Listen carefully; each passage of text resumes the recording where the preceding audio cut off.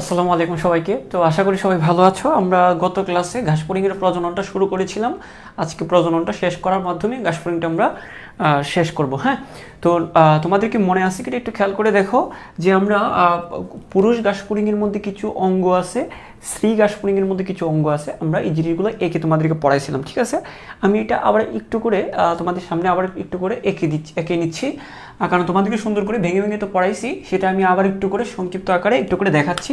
হয়তোবা আমি তাড়াহুড়া করে আঁকবো, চিত্রটা হয়তো আগের মতো হবে না, তোমরা আগের মতো করেই আঁকবা, তবে আমি জাস্ট এই জিনিসগুলো বোঝানোর জন্য আমাকে আবার একটু আঁকতে হচ্ছে। হ্যাঁ, তো দেখো এরকম একটা অংশ ছিল যেখানে ছিল এটাকে আমরা বলি শুক্রাশয়। ঘাসফড়িংয়ের শুক্রাশয়, দুইটা শুক্রাশয় এরকম পাশাপাশি লাগানো অবস্থায় ছিল, তাই না? এগুলোকে আমরা শুক্রাশয় বলছিলাম, যে দুইটা শুক্রাশয় মানে এক জোড়া শুক্রাশয় থাকবে। আচ্ছা ঠিক আছে, এখন শুক্রাশয়ের দুই পাশ থেকে দুইটা নালী বের হয়, যেগুলোকে আমরা শুক্রনালী বলি। আর শুক্রনালীগুলো যে জায়গাতে মিলিত হয় এটাকে আমরা বলে থাকি ক্ষেপণনালী। আর এই নিচের দিকে যে অংশটা সেটাকে আমরা বলে থাকি, এই নিচের দিকে একটা অংশ থাকে সেটাকে আমরা বলছিলাম হচ্ছে যে ঘাসফড়িংয়ের কি, ঘাসফড়িংয়ের যে পুরুষাঙ্গটা, বা সেটাকে আমরা বলতে পারি যে এটাকে আমরা শিশ্ন বলতে পারি। হ্যাঁ, আচ্ছা ঠিক আছে, তাহলে আমরা প্রথম থেকে যদি একটু করে বলি যে এখানে কি কি আছে। দুইটা শুক্রাশয়, পাশাপাশি দুইটা শুক্রাশয় আছে, এই একটা শুক্রাশয় একটা শুক্রাশয়। তো এই শুক্রাশয় থেকে একটা, হ্যাঁ এই শুক্রাশয় থেকে একটা নালী বের হবে, এটাকে আমরা বলবো শুক্রনালী। এবং এখান থেকে এই যে এটা একটা শুক্রনালী, ঠিক আছে? এবং এই পাশ থেকে আরেকটা শুক্রনালী বের হবে।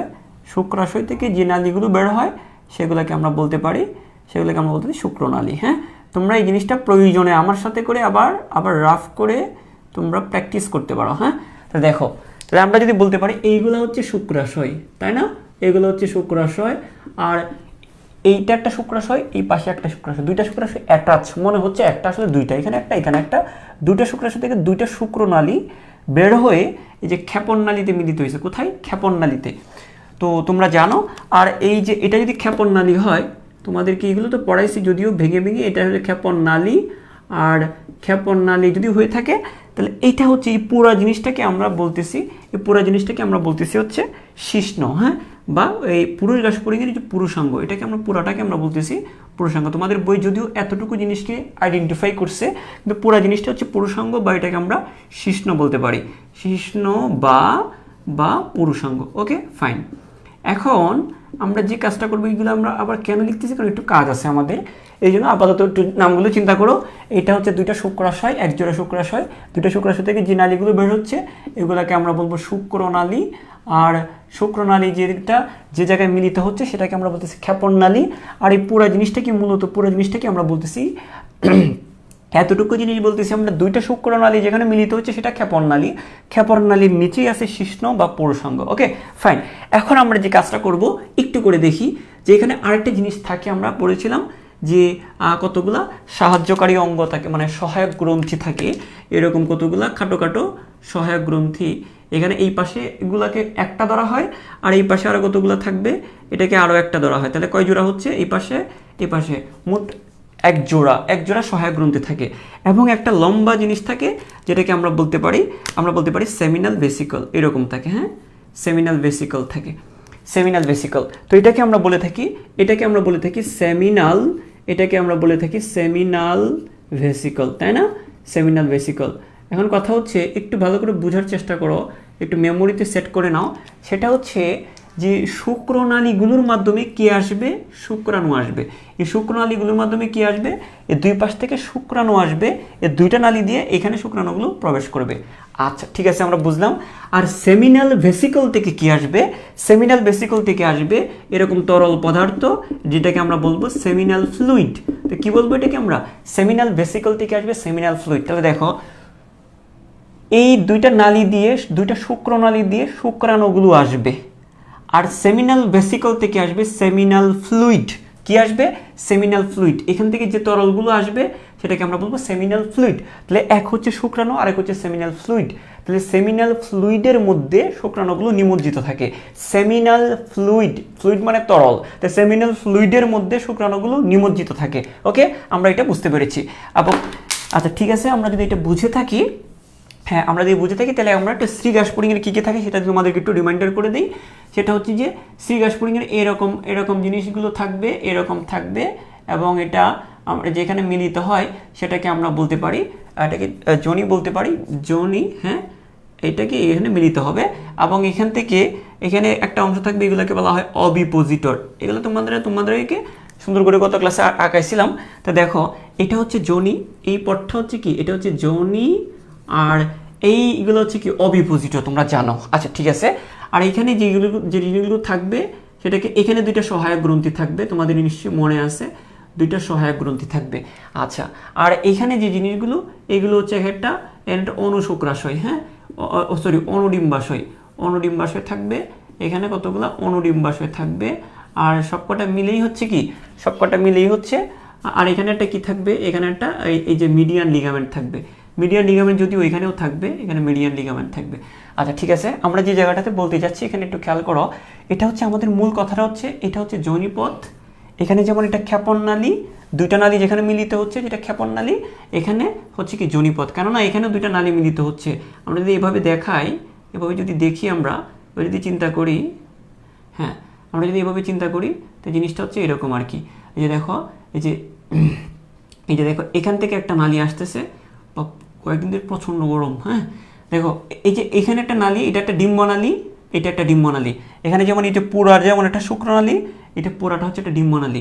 এই পুরা যেমন একটা শুক্রনালী, এটা হচ্ছে একটা ডিম্বনালী। তো দুইটা ডিম্বনালী, তো দুইটা ডিম্বনালী যেখানে মিলিত হচ্ছে সেটাকে আমরা বলতেছি হচ্ছে যোনিপথ। হ্যাঁ, আচ্ছা, এখন আমরা যে কাজটা করব, হ্যাঁ, এটা পুরোটা একটা নালী, এই পুরোটা একটা নালী, এখান থেকে ডিম্বাণুগুলো, এই পুরোটা একটা নালী, ডিম্বাণুগুলো আসবে। ঠিক আছে।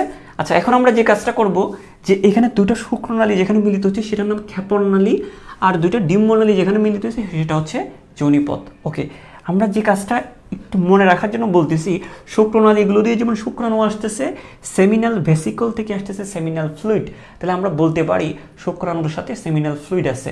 তো শুক্রাণুর সাথে সেমিনাল ফ্লুইড এই যে শিশ্নটার মাধ্যমে, এই শিশ্নটার মাধ্যমে কোথায় প্রবেশ করাবে, এই যোনিপথে প্রবেশ করাবে। তাহলে দেখো, আমি যদি বলি যে শিশ্ন বা পুরুষাঙ্গটা কোথায় প্রবেশ করাবে, এই যোনিপথের মধ্যে প্রবেশ করাবে। এবং এখানে কি ক্ষরণ করবে, এখানে কি শুধু শুক্রাণুটা ছাড়বে না, শুক্রাণুর পাশাপাশি এখানে কি ছাড়বে, খেয়াল করো, এই শুক্রাণুর পাশাপাশি এখানে সেমিনাল যে ফ্লুইড যেটা, সেটাও এখানে ছাড়বে। সেমিনাল ফ্লুইড, বা যেটাকে আমরা, তাহলে শুক্রাণু, এখানে তো শুধু শুক্রাণু থাকবে না, এখানে আমি কি বারবার যে কথাটা বলতেছি, শুক্রাণুর সাথে কি থাকবে, সেমিনাল ফ্লুইড থাকবে, শুক্রাণু প্লাস সেমিনাল ফ্লুইড। হ্যাঁ, সেমিনাল ফ্লুইড থাকবে, সেমিনাল ফ্লুইড। তো আমরা বলতে পারি, যে জিনিসটা একটু বুঝতে হবে, যে সেমিনাল ফ্লুইডে নিমজ্জিত থাকা অবস্থায় শুক্রাণুগুলো এখানে সে নিক্ষেপ করবে। তো ওই যে শিশ্নপথের মাধ্যমে, এই যে শিশ্নের মাধ্যমে এই জিনিসটা এইখানে ছাড়বে, যোনিপথে ছাড়বে। তো এখান থেকে খেয়াল করো, আমি তোমাদেরকে বলছিলাম যে এখান থেকে একটা অংশের মধ্যে এখানে আগে কি হবে, আগে জমা থাকবে। এটাকে আমরা বলে থাকি যে শুক্রাণুগুলো এই জায়গায় গিয়ে আশ্রয় নিবে। হ্যাঁ, এটাকে আমরা বলতে থাকি শুক্রাণুর ইংলিশ যেহেতু স্পার্ম, এই শুক্রাণুর ইংলিশ যেহেতু স্পার্ম, শুক্রাণুর ইংলিশ কি স্পার্ম, তো ওই স্পার্মগুলো এখানে আগে আশ্রয় নিবে।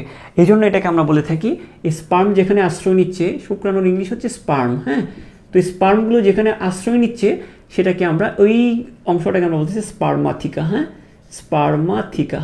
স্পার্মাথিকা। তো তোমাদেরকে এই জিনিসগুলো গত ক্লাসেও পড়াইছিলাম, আবার একটু করে বলে দেওয়ার কারণটা হচ্ছে, আমরা যে টপিকটা আজকে পড়বো, এই টপিকটা এখানে আবার আমাদেরকে একটু করে লাগবে। যে জিনিসটা একটু ভালো করে বোঝার চেষ্টা করো, যে জিনিসটা আমি বারবার বলতে যাচ্ছি, যে এখানে দুইটা শুক্রাণু দিয়ে শুক্রাণু আসছে, সেমিনাল ভেসিকল থেকে সেমিনাল ফ্লুইড আসছে। তো সেমিনাল ফ্লুইড এবং শুক্রাণু একসাথে থাকে, তো সেমিনাল ফ্লুইডের মধ্যে শুক্রাণুগুলো থাকবে। এই জিনিসটা ওই যে এই অঙ্গটার মাধ্যমে, এই যে দেখো, শিশ্ন বা পুরুষাঙ্গের মাধ্যমে এটা যোনিপথে স্খলিত হবে। কি স্খলিত হবে? শুক্রাণু এবং সেমিনাল ফ্লুইড। তো শুক্রাণুর ইংরেজি তো স্পার্ম, তো এই স্পার্মগুলো প্রথমে এই জায়গায় আগে আশ্রয় নিবে। তো এটাকে আমরা বলতেছি স্পার্মাথিকা। স্পার্ম যেখানে যাচ্ছে সেটাকে আমরা বলতেছি স্পার্মাথিকা, বা এখানে স্পার্মের সাথে সাথে তো সেমিনাল ফ্লুইডটাও এখানে কিন্তু যাবে, এই জন্য সেটাকে আমরা বলতেছি সেমিনাল রিসেপ্টিক্যাল। মানে কি, সেমিনাল ফ্লুইডকে যে রিসিভ করে সেটাকে আমরা বলতে পারি সেমিনাল রিসেপ্টিক্যাল। তো এটাকে যেমন বলতেছি সেমিনাল ভেসিকল, এটাকে আমরা বলতেছি সেমিনাল ভেসিকল, এটাকে বলবো আমরা সেমিনাল রিসেপ্টিক্যাল, কেননা সে সেমিনাল ফ্লুইডটাকে রিসিভ করছে। ওকে, ফাইন। তা এই জিনিসটা আমরা আশা করি বুঝতে পেরেছি। এই যে জিনিসটা হচ্ছে, তাহলে এই জিনিসটা ওই যে শিশ্নটা যোনিপথে প্রবেশ করলেই তো শুক্রাণুর সাথে সেমিনাল ফ্লুইডটা ছাড়বে, এছাড়া তো সম্ভব না। তাহলে আমার কী হইতে হবে, এই জায়গায় মিলন হওয়া লাগবে। অর্থাৎ এইটার সাথে এই আমি বলি এই যে এখানে কি আছে, শুক্রাণুর সাথে সেমিনাল ফ্লুইড আছে, শুক্রাণুর সাথে সেমিনাল ফ্লুইডটা আমার যোনিপথে নিয়ে যেতে হবে। এখন কথা হচ্ছে এটা কিসের মাধ্যমে নিব, শিশ্ন বা পুরুষাঙ্গের মাধ্যমে এই জায়গাটাতে আমরা নিব, যেটাকে আমরা বলতেছি এটাকে, তাহলে আমাদের এক ধরনের মিলন হওয়া লাগবে, আমাদের না সরি ঘাসপুরিংয়ের মধ্যে মিলন হওয়া লাগবে। অর্থাৎ একটা পুরুষ ঘাসপুরিংয়ের সাথে একটা স্ত্রী ঘাসপুরিংয়ের মিলন হওয়া লাগবে। তখন কি হবে, তখন এই যে শিশ্নপথের মাধ্যমে এই যে শিশ্নটা দিয়ে এই যে জিনিসটা দেখতেছো, এই যে দেখতে যদিও একটু বিচ্ছিরি লাগতেছে, এই শিশ্নটা দিয়ে এটা যোনিপথে প্রবেশ করাবে। শিশ্নটা যোনিপথে প্রবেশ করালে এখানেই সেমিনাল ফ্লুইডের সাথে শুক্রাণুগুলো এখানে ছাড়বে। তো এই যে দেখো এই যে মিলন, তাহলে আমার মিলন হওয়া লাগবে, এর সাথে এর মিলন, কার সাথে, শিশ্নের সাথে যোনিপথের, শিশ্নের সাথে যোনিপথের যে মিলন সেটাকে আমরা বলতে পারি যৌন মিলন। হ্যাঁ, তাহলে প্রথম কথা হচ্ছে এদের প্রজননের জন্য আমার মূল জিনিসটা কি, এখানে প্রথম জিনিসটা কি হওয়া লাগবে, এখানে যে জিনিসটা হওয়া লাগবে সেটা হচ্ছে এদের মধ্যে এক ধরনের যৌন মিলন হওয়া লাগবে। ঠিক আছে, এতটুকু ক্লিয়ার? আচ্ছা, এতটুকু আশা করি বুঝতে পেরেছি আমরা, যে এখানে প্রথম কথা হচ্ছে যৌন মিলন হওয়া লাগবে। ফাইন, এখন যৌন মিলন হওয়া মানে কি, কার সাথে কার মিলন, আমি আবারও বলি, ওই যে শিশ্নটার সাথে যোনিপথের, এই যে শিশ্নটার সাথে এই যে নট ক্ষেপণনালী, ক্ষেপণনালী কিন্তু উপরে, যে অঙ্গটা, যে পুরুষ অঙ্গটা, এই যে শিশ্নটার সাথে এই যে যৌনপথটার যখন মিলন হবে সেটাকে আমরা যৌন মিলন বলবো, এই কথাটাকে আমরা যৌন মিলন বলবো। এবং এখানে সেই শুক্রাণুগুলো এবং সেমিনাল ফ্লুইডটা ছাড়বে। আচ্ছা ঠিক আছে, তো এখানে সেই শুক্রাণু ছাড়লে এখানে শুক্রাণু তো এখানে গিয়ে লুকায় গেছে, এখানে গিয়ে আশ্রয় নিছে, তাই না, এখানে সে গিয়ে এখানে গিয়ে আশ্রয় নিল। আর ডিম্বাণুগুলো তো এখান থেকে আসবে, যে ডিম্বাশয় না, এটা তো ডিম্বাশয়, তো ডিম্বাশয় থেকে কি আসবে, ডিম্বাণু। হ্যাঁ, ডিম্বাশয় থেকে ডিম্বাণু আসবে, তো এখান থেকে ডিম্বাণুগুলো আসবে, এখান থেকে শুক্রাণুগুলো আসবে। আচ্ছা যাই হোক, শুক্রাণু তো এখানে আশ্রয় নিল, তো ডিম্বাণুগুলো যখন এখান থেকে বের হয়ে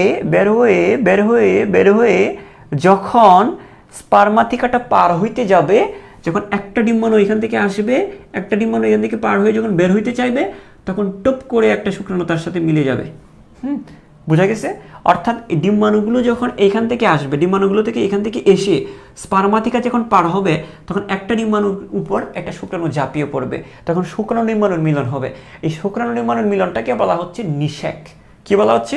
নিষেক বলা হচ্ছে। তো দেখো দুইটা মিলনের নাম কিন্তু দুই রকম, একটা কি বলতেছি, পুরুষাঙ্গের সাথে, অর্থাৎ এখানে যেটা শিশ্নের সাথে যোনিপথের যে মিলনটা সেটাকে আমরা বলতেছি যৌন মিলন। আর এখানে এই ডিম্বাণুগুলো দিক দিয়ে যাওয়ার সময় যখন একটা শুক্রাণু মিলে যাচ্ছে, ওই মিলনটাকে বলতেছি আমরা নিষেক। তো দুইটা কাজ হবে এখানে, প্রথমে যৌন মিলন হবে, তারপরে হচ্ছে শুক্রাণু ডিম্বাণুর সাথে মিলন হবে, যেটাকে আমরা নিষেক বলতেছি। প্রথমে যৌন মিলন, তারপর হচ্ছে কি নিষেক। তো এই জিনিসটা ক্লিয়ার কিনা, এই দুইটা জিনিস তোমরা বুঝছো কিনা আমাকে একটু তাড়াতাড়ি কনফার্ম করো। তাহলে এখানে মূল জিনিসটাই হচ্ছে যে শিশ্নপথে যখন যোনিপথে কি করবে, শুক্রাণু এবং সেমিনাল ফ্লুইডটা স্খলন করবে, তখন ওই শুক্রাণুগুলো বা স্পার্মগুলো স্পার্মাথিকায় আশ্রয় নেবে। আর ডিম্বাণুগুলি এদিক দিয়ে বের হওয়ার সময় একটা করে ডিম্বাণুর সাথে একটা করে শুক্রাণু মিলিত হবে। তো প্রথম যে ঘটনার কথা বললাম, যে শিশ্নটা এখানে যে মিলিত হচ্ছে, যোনিপথে গিয়ে মিলিত হচ্ছে, এটাকে আমরা বলবো যৌন মিলন, যোনিপথের মিলন, যৌন মিলন। আর এখানে শুক্রাণুর সাথে ডিম্বাণুর মিলন হচ্ছে, সেটাকে আমরা বলতেছি নিষেক। তাহলে এতটুকু সবার ক্লিয়ার? আশা করি তোমাদের সবার এই পর্যন্ত ক্লিয়ার। ওকে ফাইন, তাহলে আমরা দুইটা জিনিস এখানে আমরা, তাহলে প্রথম যদি আমরা একটু করে বলি, এখন যদি তোমাদেরকে এটা প্রজনন ক্রিয়াটা যদি একটু করে তোমাদেরকে এক্সপ্লেইন করে দেই, তাহলে হয়তো তোমাদের বুঝতে সুবিধা হবে, তাই না? আচ্ছা ওকে ফাইন, তাহলে দেখো আমি জিনিসটা একটু করে তোমাদেরকে বোঝাতে চেষ্টা করছি। প্রথম ঘটনাটা কি, এই যে প্রজনন ক্রিয়া, প্রথম কাজটা কি হবে একটু করে খেয়াল করো। প্রথম যে জিনিসটা হয়, আমি যদি কয়েকটা ধাপের কথা চিন্তা করি, একটু করে দেখো, আমি যদি কয়েকটা ধাপের কথা চিন্তা করি, যে প্রথম কথাটা কি হবে, প্রথম যৌন মিলনটা হওয়া লাগবে। প্রথম কথা হচ্ছে যৌন মিলন, অর্থাৎ যোনিপথে শিশ্নটা প্রবেশ করবে। তারপর আমরা যদি বলি যে 2 নম্বর কি হওয়া লাগবে, 2 নম্বর হচ্ছে অর্থাৎ যোনিপথের সাথে কি শিশ্নের মিলন, সেটা যৌন মিলন। কিন্তু শুক্রাণুর সাথে ডিম্বাণুর মিলন, সেটাকে বলবো আমরা নিষেক। তো নিষেকটা কি, নিষেকটা হচ্ছে এই যে শুক্রাণুর সাথে প্লাস ডিম্বাণুর মিলন। আচ্ছা, তারপরে আর কিছু হওয়া লাগবে। তারপরে যে কাজটা হওয়া লাগবে, ডিম পারবে।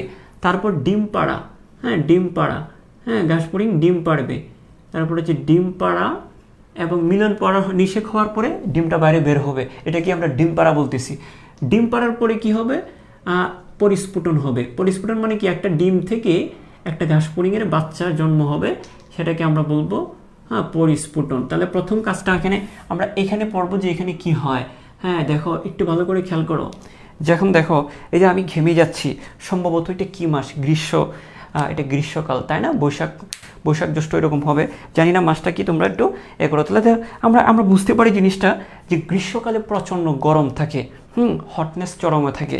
তো খেয়াল করো এখানেও এরাও কিন্তু দুষ্ট, এরাও যখন এই ঘাসফড়িংগুলো যখন তোমরা যদি চিন্তা করো মানে গ্রীষ্মকালের শেষের দিকে প্রচণ্ড গরম যখন, তখন এরাও হট হয়ে যাবে। হ্যাঁ তো এরা যখন হট হয়ে যাবে তখন এরাও মিলিত হতে চাবে। তো দেখো জিনিসটা খুবই কিন্তু মুখস্থের বিষয় না, খুবই প্র্যাকটিক্যাল বিষয়। তাহলে দেখো আমি যেমন ঘেমে যাচ্ছি গরম, তো এখানেও ঘাসফড়িংগুলো ঘেমে যায়, হটনেস ভরপুর হয়ে যায়। তাহলে দেখো এখন কথা হচ্ছে যে আমরা যেটা বলবো সেটা হচ্ছে, তোমরা সবাই হেডফোনটা ইউজ করে নিতে পারো, হয়তো বা একটা দুটা ওয়ার্ড হয়তো বা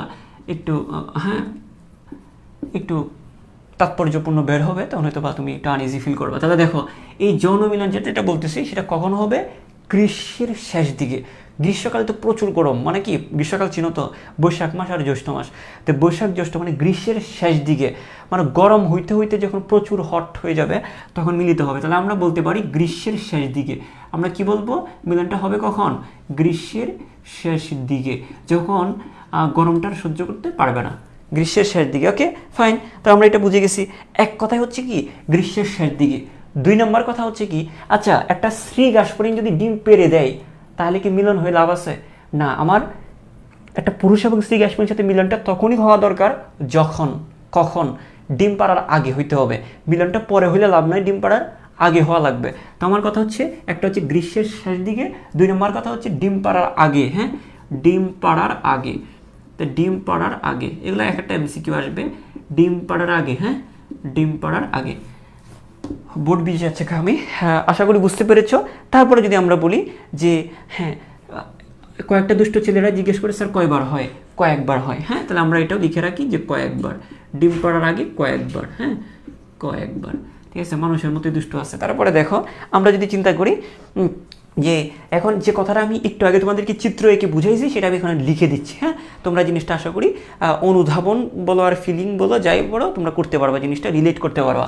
দেখো শিষ্ণপথে আমি পুরাটা লিখে দিচ্ছি যে কি যৌন মিলনটা কি, সেটা হচ্ছে যে শিষ্ণপথে আমরা যদি বলি যে শ্রী ফড়িংয়ের যোনিতে শ্রী ফড়িংয়ের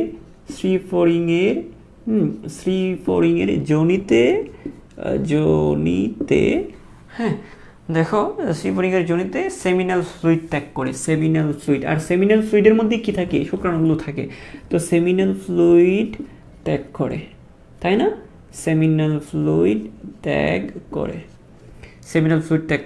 আর সেমিনাল ফ্লুইডই কি থাকে বলো, আর সেমিনাল ফ্লুইডই শুক্রাণুগুলো থাকে। হ্যাঁ তারপর আমরা যদি বলি যে আর কিছু হয় স্যার, আর কিছু হয়, হ্যাঁ অবশ্যই হয়, যে সেমিনাল ফ্লুইডে থাকা শুক্রাণুগুলো কি হবে তখন, সেমিনাল ফ্লুইডে থাকা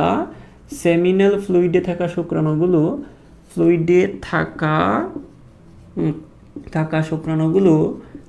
কোথায় যাবে বলো, শুক্রাণুগুলো কোথায় যাবে বলো, তোমাদেরকে পড়াইছি তো একটু আগে, শুক্রাণুগুলো স্পার্মাথিকায় জমা থাকে। হ্যাঁ ডিম না পাড়া পর্যন্ত, হ্যাঁ শুক্রাণুগুলো ডিম না পাড়া পর্যন্ত হ্যাঁ স্পার্মাথিকায় জমা থাকে। স্পার্মাথিকায়, তোমরা বুঝতে পেরেছো জিনিসটা, ফিল করতে পেরেছো, স্পার্মাথিকায় জমা থাকে। হ্যাঁ স্পার্মাথিকায় জমা থাকে। ওকে বেশি ফিল নিতে যাও না, তারপর আবার এগুলো মিস হয়ে যাবে। আমরা পরের টপিকটা পড়ি, নিষেক জিনিসটা কি, আশা করি এই জিনিসটা তোমরা বুঝে গিয়েছো অলরেডি, আমি এটা পড়ায় ফেলছি। আচ্ছা আমাকে একটু তাড়াতাড়ি করে বলো তোমরা জিনিসটা বুঝতে পেরেছো কিনা। ওকে তাহলে দেখো আমরা যদি বলি পরবর্তীতে যদি আমরা যদি বলি যে নিষেক, হ্যাঁ তো নিষেকটা হচ্ছে যে এদের নিষেকটা কীরকম হয় সেটা বলো।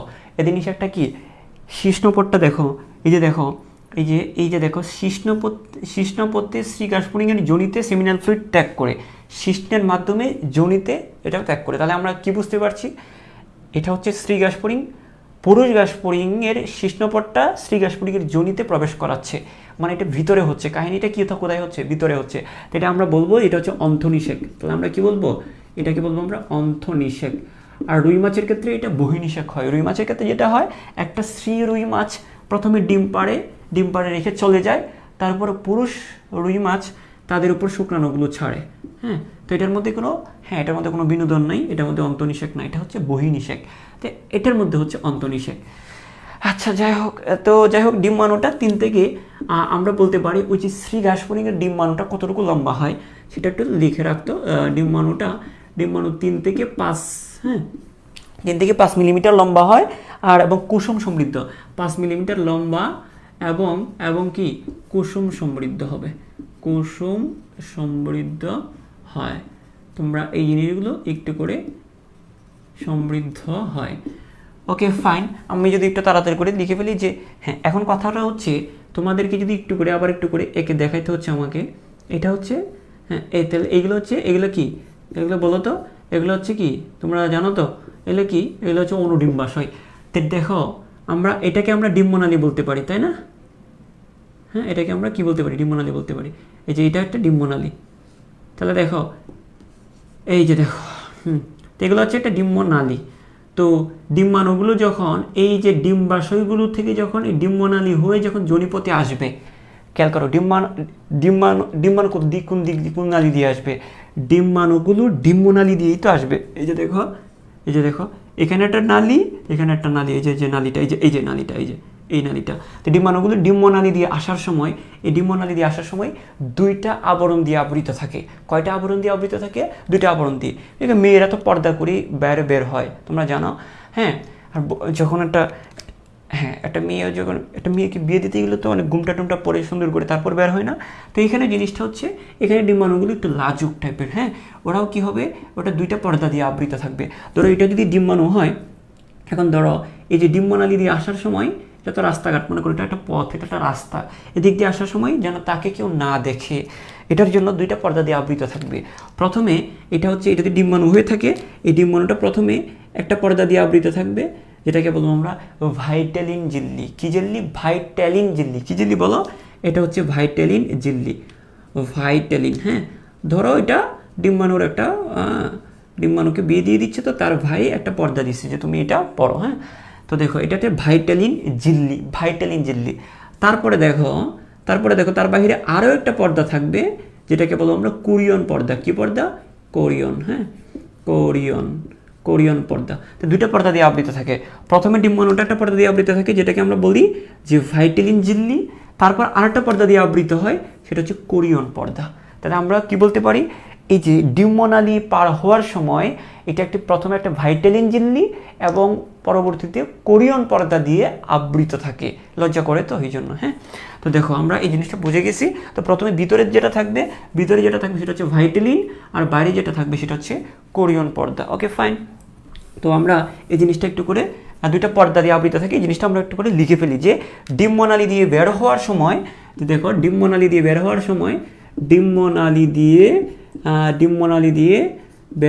সময় একটা মেয়েও যদি বাড়ি থেকে বের হয় তখন কিন্তু পর্দা দিয়ে আবৃত থাকে। তো এই ডিম্বনালী দিয়ে বের হওয়ার সময় কি হবে বলো?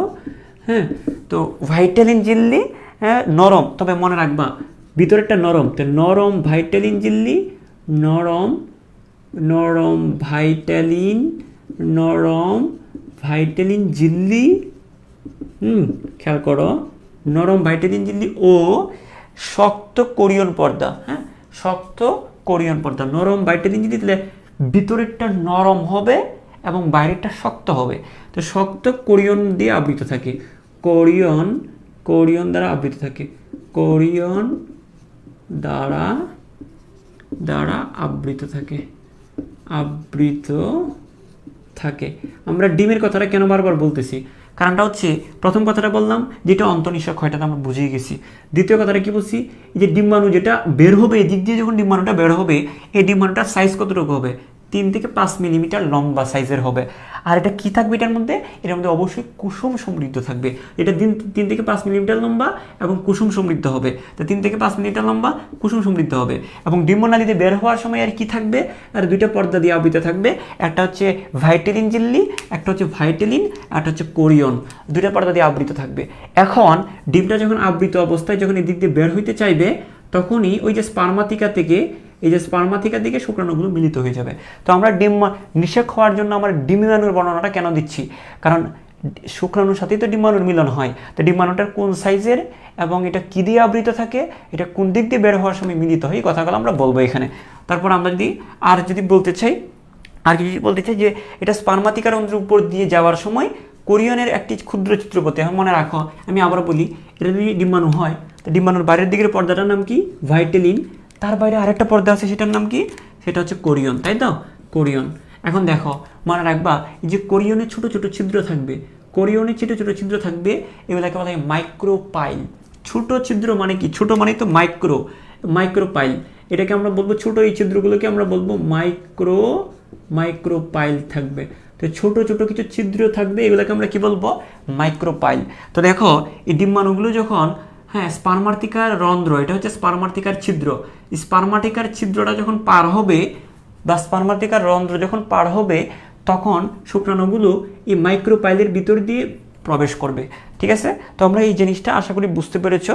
আমি আবারও বলতেছি, ডিম্বাণুগুলো যখন এই যে স্পার্মাথিকার রন্ধ্রটা, ডিম্বাণুগুলো যখন স্পার্মাথিকার রন্ধ্র পার হবে, তখন ডিম্বাণুর সাথে শুক্রাণু মিলিত হবে। কিভাবে হবে, ওই যে কোরিয়ন পর্দাটার মধ্যে, বাইরের পর্দাটার নাম কি, বাইরের পর্দাটার নাম হচ্ছে কোরিয়ন। হ্যাঁ, তো কোরিয়নের একটা ছোট ছিদ্র মানে মাইক্রোপাইলের ভিতর দিয়ে শুক্রাণুগুলো প্রবেশ করবে। তো এটা তোমাদেরকে যদি বলি যে স্পার্মাথিকা, এই লাইনটা যদি আমরা এখানে লিখে দিই যে স্পার্মাথিকা রন্ধ্রের মধ্য দিয়ে স্পার্মাথিকা রন্ধ্রের উপর দিয়ে যাওয়ার সময়, স্পার্মাথিকা রন্ধ্রের উপর দিয়ে যাওয়ার সময়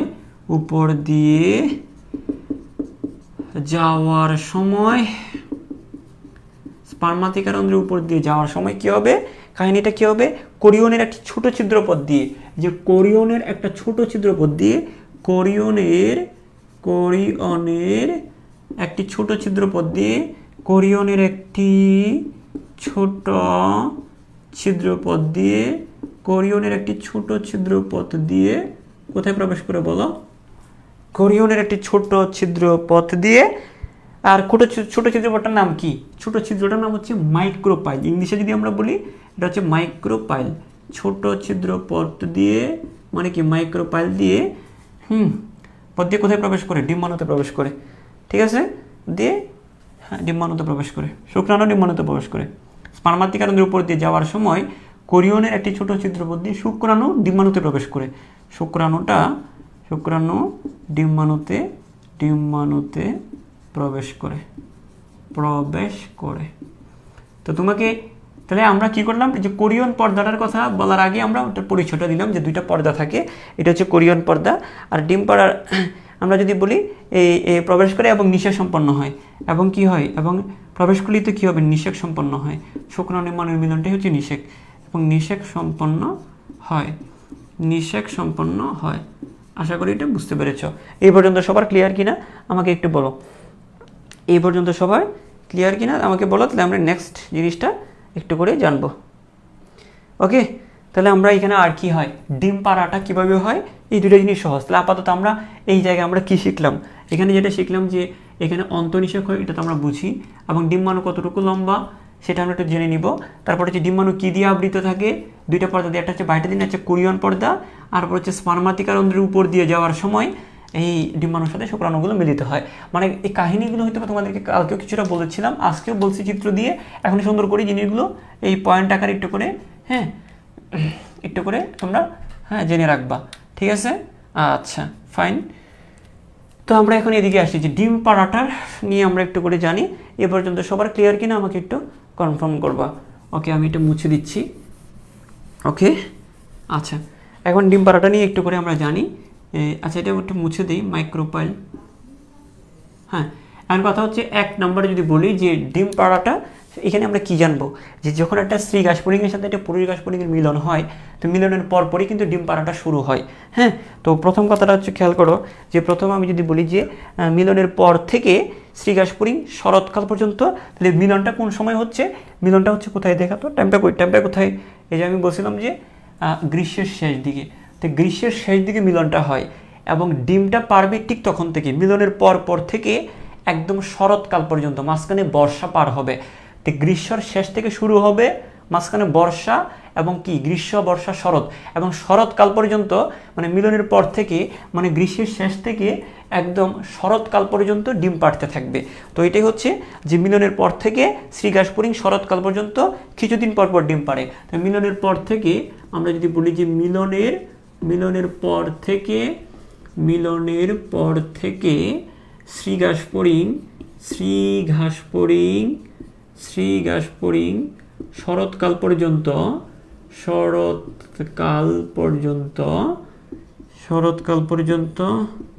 কিছুদিন পর ডিম পাড়ে, কিছুদিন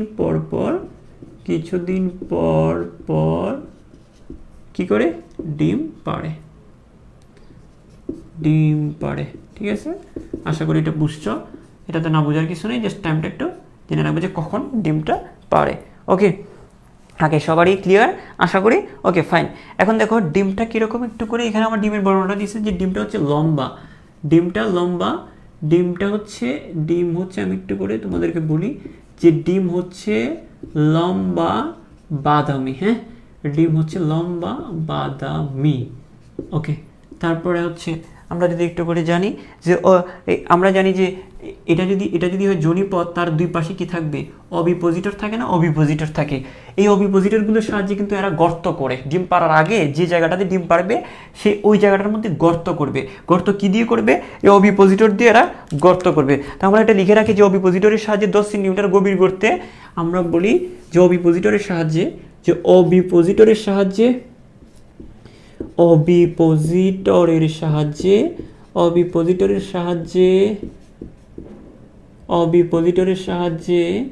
10 সেন্টিমিটার গভীর গর্ত করে 10 সেন্টিমিটার গভীর গর্ত করে, হ্যাঁ 10 সেন্টিমিটার গভীর গর্ত করে গর্তে গুচ্ছাকারে 20টি ডিম পাড়ে। গুচ্ছাকারে গর্ত করে গুচ্ছাকারে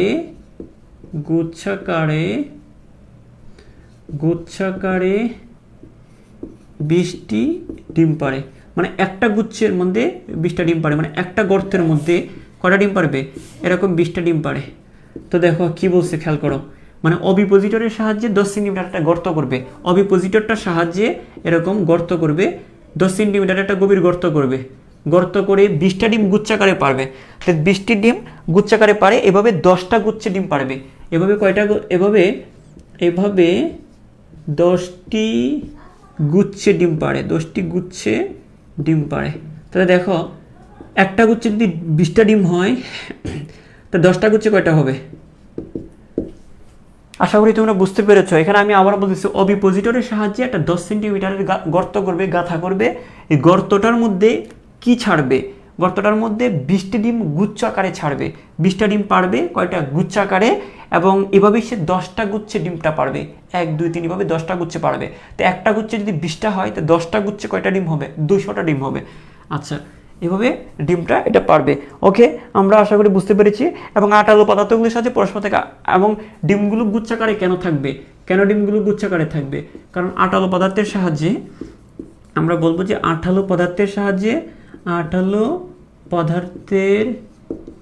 সাহায্যে ডিমগুলো আটকে থাকে। হ্যাঁ, আঠালো পদার্থের সাহায্যে ডিমগুলো আটকে থাকে, ডিমগুলো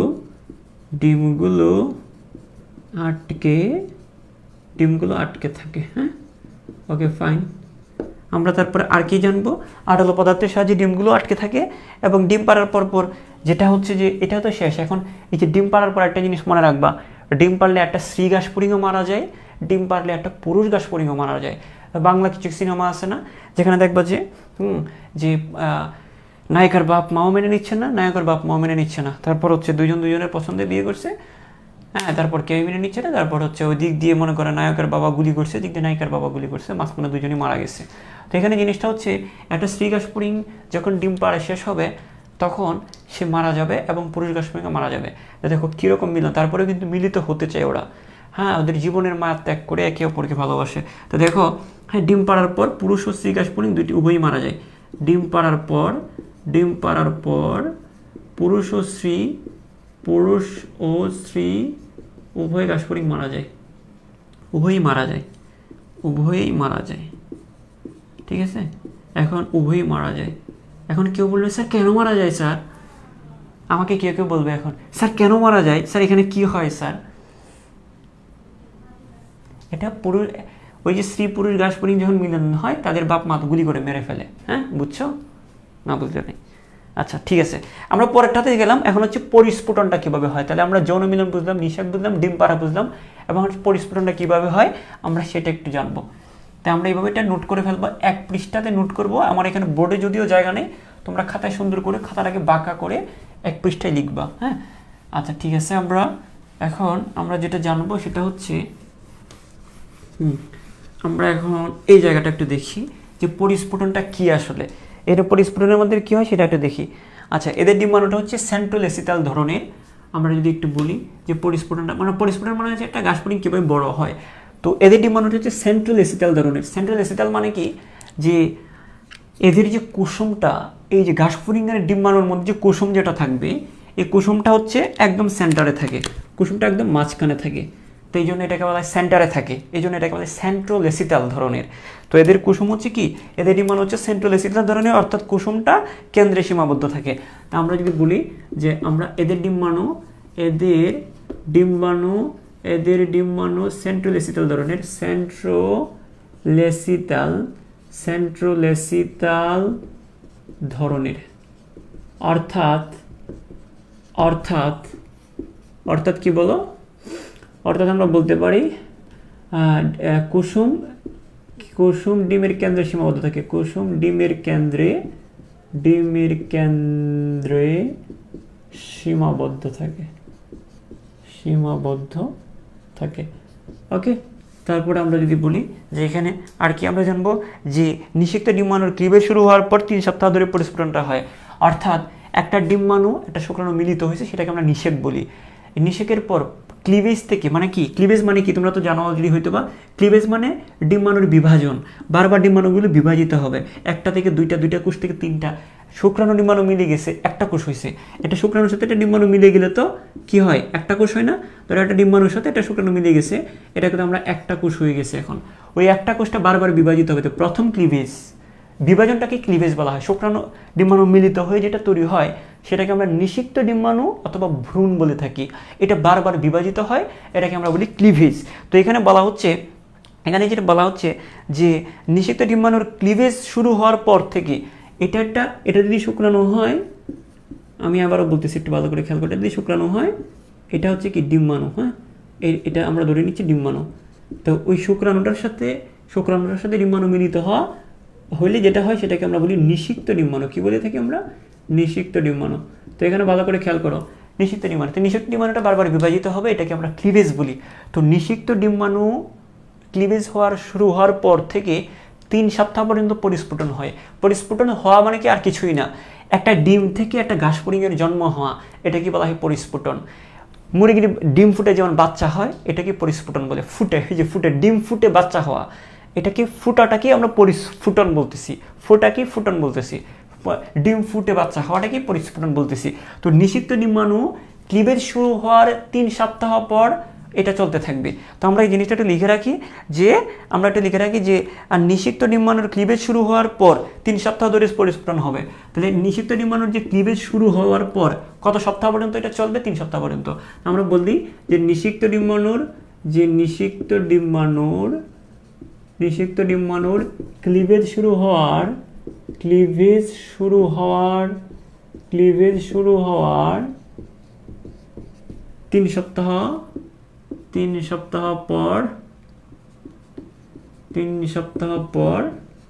নিষিক্ত ডিম্বাণুর ক্লিভেজ শুরু হওয়ার 3 সপ্তাহ পর পরিস্ফুটন চলে।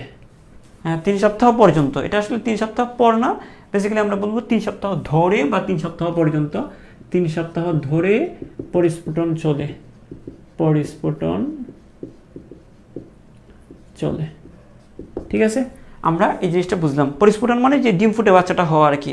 তবে একটা জিনিস মনে রাখবা, যেটা সবচেয়ে গুরুত্বপূর্ণ এখানে একটা পয়েন্ট আছে, সেটা যে শীতকাল যখন হয়, যদি এরকম হয় যে শীতকাল পড়ে গেছে, গ্রীষ্ম, বর্ষা, শরৎ, হেমন্ত, শীত, বসন্ত, ঠিক আছে, কোনো কারণে হয়ে যেতে পারে যে ডিম মানে কোনো এরকম হইতে পারে যে শীতকালে এটা হইতে পারে, এটা অকারেন্স ঘটে যেতে পারে। তো দেখো যে শীতকালে পরিস্ফুটন বন্ধ থাকে, এটা লিখে রাখবা যে শীতকালে পরিস্ফুটন বন্ধ থাকে। শীতকালে পরিস্ফুটন, কেননা শীতকালে পরিস্ফুটন বন্ধ থাকে, হ্যাঁ, একে ডায়াপস বলা হয়। একে কি বলা হয়? একে ডায়াপস বলা হয়। একে ডায়াপস বলা হয়। এখন তোমাকে একটা কথা বলি, যদি শীতকালে যদি একটা ডিম ফুটে, তাহলে বাচ্চাটা শীতকাল পাবে। একটু ভালো করে খেয়াল করো, একটা ডিম যদি শীতকালে ফুটে যায়, তাহলে ওই যে ঘাসফড়িংয়ের বাচ্চাটা কোথায় পড়ে যাবে? শীতকালের মতো আবহাওয়ায় পড়ে যাবে। তো শীতকালের মতো আবহাওয়াটা একটা ঘাসফড়িংয়ের জন্য সুখকর না, শীতকালে টিকে থাকতে পারবে না। এই জন্য ডিম ফুটাটা শীতকালে বন্ধ থাকবে। কারণ শীতকালে যদি ডিমটা ফুটে যায়, তাহলে কি হবে বলো? ওই যে ঘাসফড়িংয়ের বাচ্চাটা সেটা শীতকালটাকে সহ্য করতে পারবে না। এই জন্য বলা হচ্ছে শীতকালে পরিস্ফুটন বন্ধ থাকে, একে ডায়াপজ বলা হয়। পজ, পজ মানে বিরতি, পজ, এটাকে পজ বলা হয়। আর ডায়াপজ কিসে হেল্প করে? ডায়াপজ কি সাহায্য করে? ডায়াপজ সাহায্য করে যেন শীতকালীন, কিসে সাহায্য করে? যেন ওই যে শীতটা যেন সে সম্মুখীন না হয়, এবং এটা যেন, এবং শীতকালে এদের খাদ্যাভাব থাকে সেটা যেন না পড়ে। তো ডায়াপজ কি করে? ডায়াপজ তো ডায়াপজ কি করবে? ওই যে শিশু ঘাসফড়িংকে খাদ্যভাবে পড়ে না। তো এর কারণে ডায়াপজের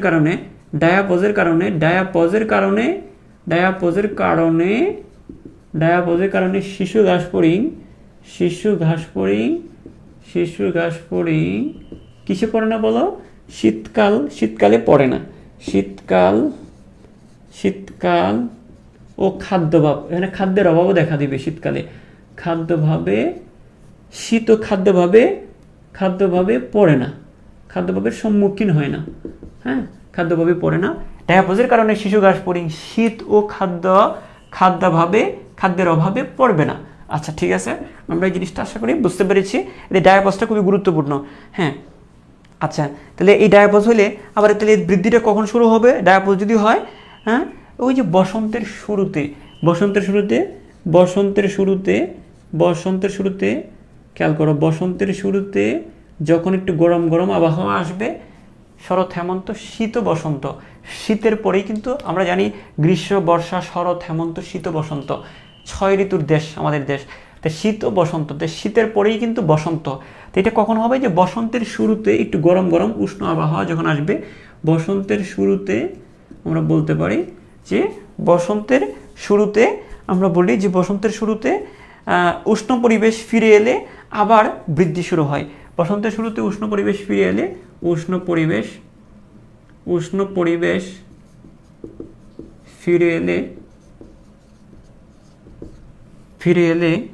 আবার বৃদ্ধি শুরু হয়। আবার বৃদ্ধি শুরু হয়। ঠিক আছে, বুঝা গেছে? তোমাদের বোঝা গেছে কিনা আমাকে একটু তাড়াতাড়ি করে জানাও, তোমরা জিনিসটা বুঝতেছো কিনা। ওকে, এই পর্যন্ত তোমাদের ক্লিয়ার কিনা?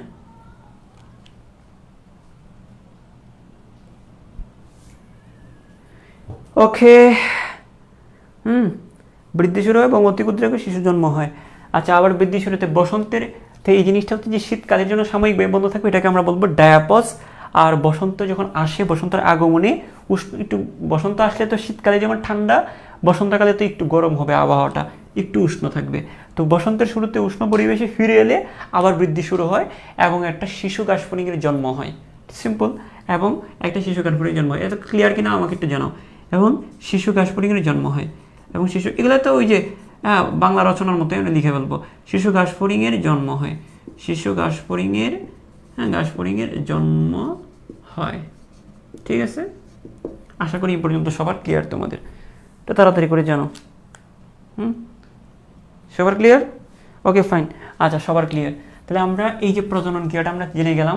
প্রথম কথা হচ্ছে যে আমরা যে জিনিসটা পড়লাম প্রথম ধাপে, যে মিলনটা কিভাবে হবে, জনমিলনটা কিভাবে হবে, অর্থাৎ একটা পুরুষ ঘাসফড়িংয়ের সাথে স্ত্রী ঘাসফড়িংয়ের মিলন, এটাই জনমিলন। তারপর হচ্ছে যে শুক্রাণুর সাথে ডিম্বাণুর মিলনটা কিভাবে হবে, এটাকে আমরা বলি নিষেক। নিষেকের পরে যে কাজটা আমরা পড়লাম যে মিলন হয়ে গেছে, এখন ডিমটা বেরোয় আসবে, এটাকে আমরা ডিম পাড়া বলি। ডিম পাড়াটা কীভাবে হবে? ডিম পাড়া আমরা যে জিনিসগুলো পড়লাম একদম সিম্পল। যেমন মনে করো অভিপোজিটর দিয়ে একটা গর্ত করবে, তারপরে এই গর্তটার মধ্যে 20টা করে ডিম পারবে, এভাবে 10টা গুচ্ছে ডিম পারবে 200টা, একটা গুচ্ছে 20টা, এভাবে 10টা গুচ্ছে 200টা ডিম পারবে। আর আটালো পদার্থ দিয়ে ডিমগুলো আটকানো থাকবে, এই জন্য গুচ্ছকারে হয়। তারপরে যেটা হয় নিষেকের পরে যেটা হচ্ছে ডিম পাড়ার পরে কি হয়, ডিমটা ফুটতে বাচ্চা হবে, এটা হচ্ছে পরিস্ফুটন। এখানে সবচেয়ে গুরুত্বপূর্ণ যে লাইনগুলোর মধ্যে একটা হচ্ছে যে এটা সেন্ট্রাল এসিটাল ধরনের, মানে এদের কুসুমটা সেন্টারে থাকবে, মানে কেন্দ্রে থাকবে ডিমের কুসুমটা। আর নিষিক্ত ডিম্বাণু ক্লিবে শুরু হওয়ার কয় সপ্তাহ ধরে। প্রথম কথা হচ্ছে যে আমি মেন পয়েন্টগুলো যদি পড়ি, যে ডিম্বাণুটা সেন্ট্রাল এসিটাল ধরনের, এখানে এটা প্রথম। তারপর হচ্ছে এটা হচ্ছে 3 সপ্তাহ ধরে এটা ফুটবে ডিম্বাণুটা, ডিম থেকে বাচ্চাটা হবে 3 সপ্তাহ লাগবে, মানে 21 দিন। তবে শীতকালে একটা বিরতি হবে, সেটাকে আমরা বলবো ডায়াপজ। আর বসন্তের শুরুতে আবহাওয়া আসলে এটা আবার বৃদ্ধি শুরু হয়। তো বসন্তকালে এটা জন্ম হয়, বসন্তকালে ডিমটা পুরোপুরি ফুটে। তো আমরা এই জিনিসগুলো একটু মনে রাখলে আমাদের কিন্তু হয়ে যাচ্ছে। Okay fine. এখন আমরা যদি চলে যাই যে রূপান্তর। এখন দেখো ডিম ফুটে যে বাচ্চাটা হয়েছে বা যেটা হয়েছে, এটা কিন্তু পরিপূর্ণ হয় নাই, এটা কিন্তু পূর্ণাঙ্গ হবে না। দেখো যে দেখো একটা মানুষের বাচ্চা, সেটা কি পরিপূর্ণ না। আমি তোমাকে জাস্ট একটা উদাহরণ দিই। একটা শিশু, একটা বাচ্চার জন্ম হইলে ওই বাচ্চাটার খেয়াল করো, ওই বাচ্চাটার শুক্রাশয় এবং ডিম্বাশয়, যদি মেয়ে হয় ডিম্বাশয়, ছেলে হলে শুক্রাশয় থাকবে। এগুলো কি প্রজননক্ষম? এটা তো প্রজননক্ষম না, মানে এটা হচ্ছে সক্ষম না, মানে এটা হচ্ছে 1 বছর হইলে পরিণত হয়। আমরা নর্মালি ধরে রাখি যে ছেলেদের ক্ষেত্রে 21 বছর, যদি বিবাহের বয়সটা চিন্তা করি, ছেলেদের ক্ষেত্রে 21 বছর, মেয়েদের ক্ষেত্রে 18 বছর হলে এটা পরিপক্কতা লাভ করে, তখন কিছু কিছু ক্ষেত্রে 16 বছর ধরা হয়। যদিও এটা বায়োলজিক্যালি ভাবে মেয়েরা 11, 12, 13 বছর বয়সেই প্রজননক্ষম হয়ে যায়, আর ছেলেরা ওই 1-2 বছর বেশি, 13, 14, 15 বছর বয়সে প্রজননক্ষম হয়। তো যাই হোক, এখানে যেটা বোঝানো হচ্ছে যে এখানে প্রথম যে ডিমটা ফুটে যে বাচ্চাটা হয়, সেটা কি একটা পরিপূর্ণ প্রাণীর মতোই না, এই বাচ্চাটা আস্তে আস্তে পরিপূর্ণতা লাভ করবে। এটাকে আমরা বলতেছি রূপান্তর। একটা শিশু বাচ্চা থেকে একটা পূর্ণাঙ্গ প্রাণী, একটা পরিণত প্রাণীর যে জন্ম হওয়াটা, সেটাকে আমরা রূপান্তর বলে থাকি। তো সেটাই আমরা এখন পড়ব, খেয়াল করো। এখন আমরা পড়ব হচ্ছে রূপান্তর। আমরা এখন কি পড়ব? রূপান্তর পড়ব, দেখি। আচ্ছা, এখন আমরা পড়ব হচ্ছে রূপান্তর। তো ভালো করে খেয়াল করো, রূপান্তর। তো রূপান্তরের জিনিসটা কি? রূপান্তর হচ্ছে একটা শিশু থেকে পূর্ণাঙ্গ প্রাণীতে পরিণত হয়। একদম শিশু বলতে একদম ভ্রূণ থেকে, আমরা যদি বলি একদম ভ্রূণ থেকে পূর্ণাঙ্গ প্রাণী, একদম ভ্রূণ থেকে। শিশু বলতে একদম কি, একদম ভ্রূণ থেকে পূর্ণাঙ্গ প্রাণী। আমি একটা সংক্ষেপে লিখে রাখতেছি এখানে। তাহলে রূপান্তর জিনিসটা কি? একটা ভ্রূণ থেকে পূর্ণাঙ্গ প্রাণী রূপান্তরিত হওয়াকে বলা হয় রূপান্তর। আচ্ছা, এই রূপান্তরটা আবার কয় রকমের আছে? এই রূপান্তরটা 2 রকমের আছে। একটা হচ্ছে সম্পূর্ণ রূপান্তর, এটা হচ্ছে অসম্পূর্ণ রূপান্তর। একটা হচ্ছে অসম্পূর্ণ রূপান্তর, আর একটা হচ্ছে সম্পূর্ণ রূপান্তর। সম্পূর্ণ অসম্পূর্ণ মানে কি একটু বলতেছি, দাঁড়াও। দেখো, এই অসম্পূর্ণ রূপান্তর হচ্ছে, ভালো করে খেয়াল করো, যে অসম্পূর্ণ রূপান্তর হচ্ছে যে শিশুটা, খেয়াল করো, যে শিশুটার কয়েকটা মানে এখানে যেটা হচ্ছে যে কয়েকটি নিম্নদশা অতিক্রম করে, অর্থাৎ এখানে যে বাচ্চাটা হবে কয়েকটা শিশু অবস্থা অতিক্রম করে সে পূর্ণাঙ্গ হয়ে যাবে। মানে এখানে হচ্ছে প্রায় একই রকম হবে, অর্থাৎ মানে একটা শিশু গাছপুরিংয়ের সাথে একটা পূর্ণাঙ্গ গাছপুরিংয়ের তেমন একটা পার্থক্য থাকে না। এই রকমের রূপান্তরকে আমরা বলবো অসম্পূর্ণ রূপান্তর। মানে মোটামুটি সব কিছুই একই থাকবে, কিছু কিছু জিনিস ছাড়া। অর্থাৎ একটা শিশু যখন একটা পূর্ণাঙ্গের মতোই হবে, একটা শিশু প্রাণী যেমন একটা পূর্ণাঙ্গ প্রাণীর মতো হুবহুবি হবে কয়েকটা জিনিস ছাড়া, সেটাকে আমরা বলবো অসম্পূর্ণ রূপান্তর। এবং দেখা গেছে যে এরকম হয় যে একটা শিশুটা একরকম, একটা পূর্ণাঙ্গটা অন্যরকম, একদম টোটালি ডিফারেন্ট যদি হয়, সেটাকে আমরা বলবো সম্পূর্ণ রূপান্তর। বুঝো নাই মনে হয়? আমি আবারও বলতেছি, একটা শিশু প্রাণী একটা পূর্ণাঙ্গ প্রাণীর মতোই যদি হয়, হুবহু হয়, কিছু কিছু জিনিস রূপান্তর হয়, থেকে আমরা বলবো অসম্পূর্ণ রূপান্তর। মানে কিছু কিছু চেঞ্জ হবে, আর বাকিটা আগের মতোই আছে। একটা শিশু যেরকম, একটা পূর্ণাঙ্গ ঠিক একই রকম, কয়েকটা জিনিস ছাড়া, এটা হবে অসম্পূর্ণ রূপান্তর। কিছু কিছু জিনিস রূপান্তরিত হবে, একে আমরা বলবো অসম্পূর্ণ রূপান্তর। আর সম্পূর্ণ রূপান্তর কি? একটা শিশু গাছপুরিং না, ঠিক একটা শিশু প্রাণী সম্পূর্ণভাবে চেঞ্জ হয়ে গিয়ে পূর্ণাঙ্গ প্রাণী হবে। অর্থাৎ শিশু প্রাণীটা একরকম এবং পূর্ণাঙ্গ প্রাণীটা সম্পূর্ণ অন্যরকম। তাহলে দেখো শিশুটা সম্পূর্ণ রূপে রূপান্তরিত হইলে সেটাকে আমরা বলবো সম্পূর্ণ রূপান্তর। আশা করি জিনিসটা বুঝতে পেরেছ। তাহলে এখানে কয়েকটি নিম্ফ দশা অতিক্রম করে, এখানে হচ্ছে যে অসম্পূর্ণ রূপান্তরে কি হয়, যে কয়েকটা বাচ্চা দশা বা কয়েকটা নিম্ফ দশা। নিম্ফ মানে কি, নিম্ফকে তোমাকে যদি সহজে বোঝাতে চাই, নিম্ফ হচ্ছে শিশু দশাকে নিম্ফ দশা বলা হয়। শিশুকে নিম্ফ মানে হচ্ছে শিশু, নিম্ফ মানে কি শিশু। এটা অসম্পূর্ণ রূপান্তরের ক্ষেত্রে শিশুকে নিম্ফ বলা হয়। আমি আবার বলি, অসম্পূর্ণ রূপান্তরের ক্ষেত্রে শিশুকে নিম্ফ বলা হয়ে থাকে। বুঝো না, আমি আবারও বলতেছি, অসম্পূর্ণ রূপান্তরের ক্ষেত্রে এই শিশুটাকে বলা হয় নিম্ফ। ঠিক আছে, তো এখানে এরা কয়েকটা নিম্ফ দশা অতিক্রম করে। এই রূপান্তরের মাধ্যমে আমরা বলতে পারি এটি কয়েকটি নিম্ফ দশা অতিক্রম করে। হ্যাঁ, এটার মধ্যে কি হয়, এতে কয়েকটি নিম্ফ দশা নিম্ফ দশা অতিক্রম করে, কয়েকটি নিম্ফ দশা অতিক্রম করে, কয়েকটি নিম্ফ দশা কি করে অতিক্রম করে। তো দেখো অসম্পূর্ণ রূপান্তরে কি হয়, কয়েকটা নিম্ফ দশা অতিক্রম করে। কয়েকটা নিম্ফ মানে কি, কয়েকটা শিশু দশা, কয়েকটা শিশুর অবস্থা অতিক্রম করে। আচ্ছা, আর সম্পূর্ণ রূপান্তরে কি হয়, সম্পূর্ণ রূপান্তরে যেটা হয়, শিশু প্রাণী এবং পূর্ণাঙ্গ এখানে ব্যাপক পরিবর্তনের মাধ্যমে পূর্ণাঙ্গ প্রাণীতে পরিণত হয়। তো এতে কয়েকটি নিম্ন দশা অতিক্রম করে পূর্ণাঙ্গ প্রাণী হয়। পূর্ণাঙ্গ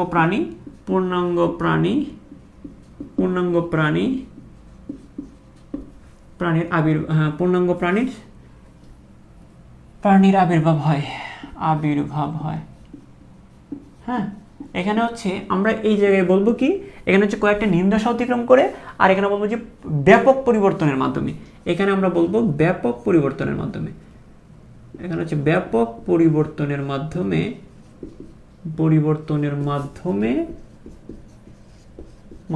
পূর্ণাঙ্গ প্রাণী সৃষ্টি হয়।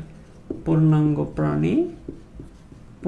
প্রাণী সৃষ্টি হয়। ঠিক আছে, তো আমরা এখানে বলতেছি যে কয়েকটা নিম্ফ দশা অতিক্রম করবে, কয়েকটা বাচ্চা দশা।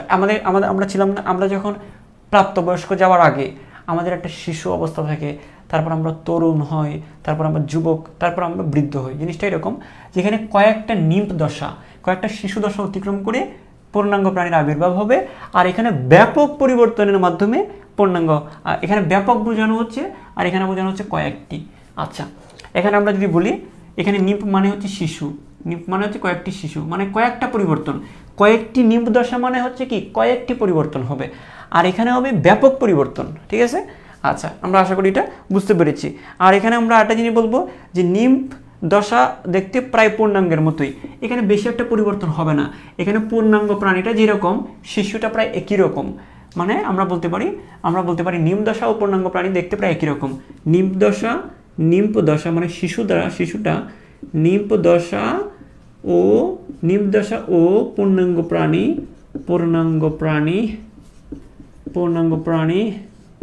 দেখতে প্রায় একই রকম,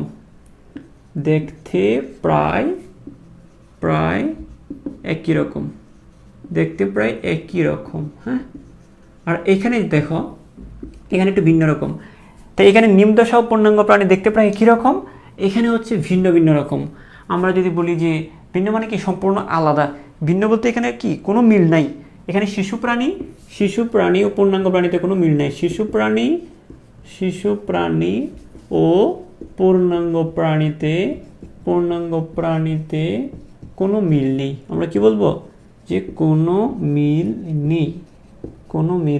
হ্যাঁ, আচ্ছা, ঠিক আছে। আচ্ছা, আমরা এখানে যদি একটু করে জানি, এখানে যেমন একটু জিনিসটা দেখাই, মানে ডিম থেকে আমি যদি একটু খেয়াল করি, ডিমের ভিতরে তো ভ্রূণ থাকে। দেখো এখানে জিনিসটা হচ্ছে ডিম, তারপরে কয়েকটা নিম্ফ দশা, কয়েকটা কি দশা, নিম্ফ দশা, তারপর কি পূর্ণাঙ্গ প্রাণী। জিনিসটা এরকম হবে। এখানে হচ্ছে এরকম যে ডিম ফুটে কয়েকটা নিম্ফ দশার পরে পূর্ণাঙ্গ প্রাণী। এটা হচ্ছে অসম্পূর্ণ রূপান্তর। আর সম্পূর্ণ রূপান্তরটা কীরকম হবে, ডিম ফুটে প্রথম যেটা হয় সে অবস্থাটাকে আমরা একটা নাম দিই, সেটা হচ্ছে লার্ভা। হ্যাঁ, লার্ভা দশা, এটাকে আমরা লার্ভা দশা বলে থাকি। এদের ক্ষেত্রে ডিম ফুটে যেটা হয় সেটাকে আমরা নিম্ফ বলি। এরকম কয়েক ধরনের নিম্ফ হওয়ার পরে তারপর পূর্ণাঙ্গ হয়। এদের ক্ষেত্রে প্রথমে যেটা হয় সেটাকে আমরা লার্ভা বলে থাকি। লার্ভার পরে কি হয়, লার্ভার পরে একটা দশা আসে, সেটাকে আমরা বলে থাকি পিউপা। হ্যাঁ, সেটাকে আমরা বলে থাকি পিউপা। পিউপা পিউপার পরে যেটা আমরা পাই সেটাকে আমরা বলি, যে দশাটা পাই সেটা হচ্ছে কি ইমাগো বলে থাকি আমরা। ইমাগো, ইমাগোটাই হচ্ছে পূর্ণাঙ্গ। ইমাগোই কি? ইমাগোই হচ্ছে পূর্ণাঙ্গ।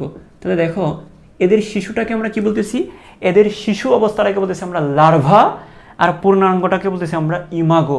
তা দেখো এদের লার্ভার সাথে ইমাগোর কোনো মিল নাই। এই লার্ভা, লার্ভা মানে কি? শিশু আর কি, লার্ভা হচ্ছে শিশু। তো দেখো এদের লার্ভার সাথে ইমাগোর কোনো মিল নাই, কিন্তু এদের নিম্পের সাথে পূর্ণাঙ্গের প্রায় মিল আছে। এদের নিম, এদের নিমটাকে শিশু বলতেছি। হ্যাঁ, তা দেখো এদের নিম্পের সাথে পূর্ণাঙ্গের প্রায় মিল রয়েছে, প্রায় মিল আছে। নিম্পের পরেই পূর্ণাঙ্গ। এখানে লার্ভার পরে পিউপা, পিউপার পরে ইমাগো, কোনো মিল থাকবে না। আচ্ছা, সিরিয়াটা কীভাবে মনে রাখবো? আমি যেভাবে মনে রাখি সেটা হচ্ছে ডিলাপি। ডিলাপি, ডিলাপি। হ্যাঁ, এবার আমি মনে রাখি ডিলাপি মানে ডিম থেকে লার্ভা, লার্ভা থেকে পিউপা, পিউপা থেকে ইমাগো, এক কথায় ডিলাপি। তো এখানে হচ্ছে নিম পূর্ণাঙ্গ, এখানে হচ্ছে ডিলাপি। হ্যাঁ, এখানে হচ্ছে ডিম থেকে লার্ভা, লার্ভা থেকে হচ্ছে পিউপা, পিউপা থেকে ইমাগো। ওকে, এই পর্যন্ত সবার ক্লিয়ার কিনা আমাকে একটু কনফার্ম করো। এই পর্যন্ত সবার কনফার্ম করো, এই পর্যন্ত সবার ক্লিয়ার কিনা। ওকে, আচ্ছা।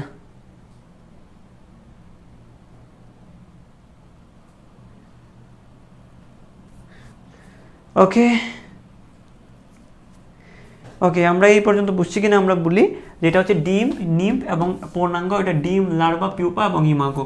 ওকে, এক কথা হচ্ছে ডিলাপি। এখন আমরা যে জায়গাটাতে যাব, যে রূপান্তর হলো, এই রূপান্তরের জিনিসটা আমরা বুঝলাম। এখন সবচেয়ে গুরুত্বপূর্ণ যে বিষয়টা সেটা হচ্ছে উদাহরণটা আমরা জেনে নিব, যে স্যার এই অসম্পূর্ণ রূপান্তর কাদের হয় আর সম্পূর্ণ রূপান্তর কাদের হয়। দেখো উদাহরণ যদি আমরা বলি, অসম্পূর্ণ রূপান্তর হবে ওই যে আমরা যেটা পড়তেছি, কাকে পড়তেছি? আমরা ঘাসফড়িং পড়তেছি। তো মনে রাখবা ঘাসফড়িং হচ্ছে, হ্যাঁ, এর খুবই গুরুত্বপূর্ণ দুইটা উদাহরণ। এই যে ঘাসফড়িং, ঘাসফড়িং আর একটা কি বলো? ঘাসফড়িংয়ের পাশাপাশি আমরা কি বলতে পারি বলো তো? ঘাসফড়িংয়ের মতোই কি তেলাপোকা নিয়ে তোমাকে বলি না, প্রায়ই বলি তেলাপোকার কথা। হ্যাঁ, তো এই ঘাসফড়িং আর তেলাপোকা, কারণ আমাদের বইয়ে, তোমাদের বইয়ে এখন কি আছে? ঘাসফড়িং। আমরা পড়ে আসছিলাম কি? তেলাপোকা। তো ঘাসফড়িং এবং তেলাপোকা এই দুইটাই হচ্ছে অসম্পূর্ণ। হ্যাঁ, আচ্ছা। আর এটার উদাহরণ কি? এটার উদাহরণ কি ভালো করে খেয়াল করো। এখানে সম্পূর্ণ উদাহরণটা এখানে আমরা যদি দিই সেটা হচ্ছে মৌমাছি এবং প্রজাপতি, দুইটাই মজার। হ্যাঁ, মৌমাছি কি করে? মধু আহরণ করে, মৌমাছি থেকে আমরা মধু খাই। হ্যাঁ, মৌমাছির চাক থেকে। তো এটা হচ্ছে মৌমাছি। আর প্রজাপতি দেখতে সুন্দর। তো দেখো সুন্দর সুন্দর দুইটা প্রাণী বলতে হচ্ছে মানে পতঙ্গ আর কি। প্রজাপতি, মৌমাছি এবং প্রজাপতি দুইটাই আমাদের পছন্দের। এই দুইটা পছন্দের যেগুলো সেগুলো হচ্ছে সম্পূর্ণ। ঠিক আছে, পছন্দ দুইটা, মৌমাছি এবং প্রজাপতি, এই দুইটা হচ্ছে কি? সম্পূর্ণ। আর ঘাসফড়িং, তেলাপোকা এগুলো আমরা অপছন্দ করি, এগুলো হচ্ছে অসম্পূর্ণ। ঠিক আছে, আচ্ছা ঠিক আছে। এই দুইটা তোমাদের এই পর্যন্ত সবার ক্লিয়ার কিনা আমাকে জাস্ট এটা কনফার্ম করো। ওকে, আশা করি ক্লিয়ার। তো এই দুইটা জিনিস মনে রাখবা, এটা হচ্ছে ঘাসফড়িং, তেলাপোকা অসম্পূর্ণ রূপান্তর, আর মৌমাছি, প্রজাপতি সম্পূর্ণ রূপান্তর।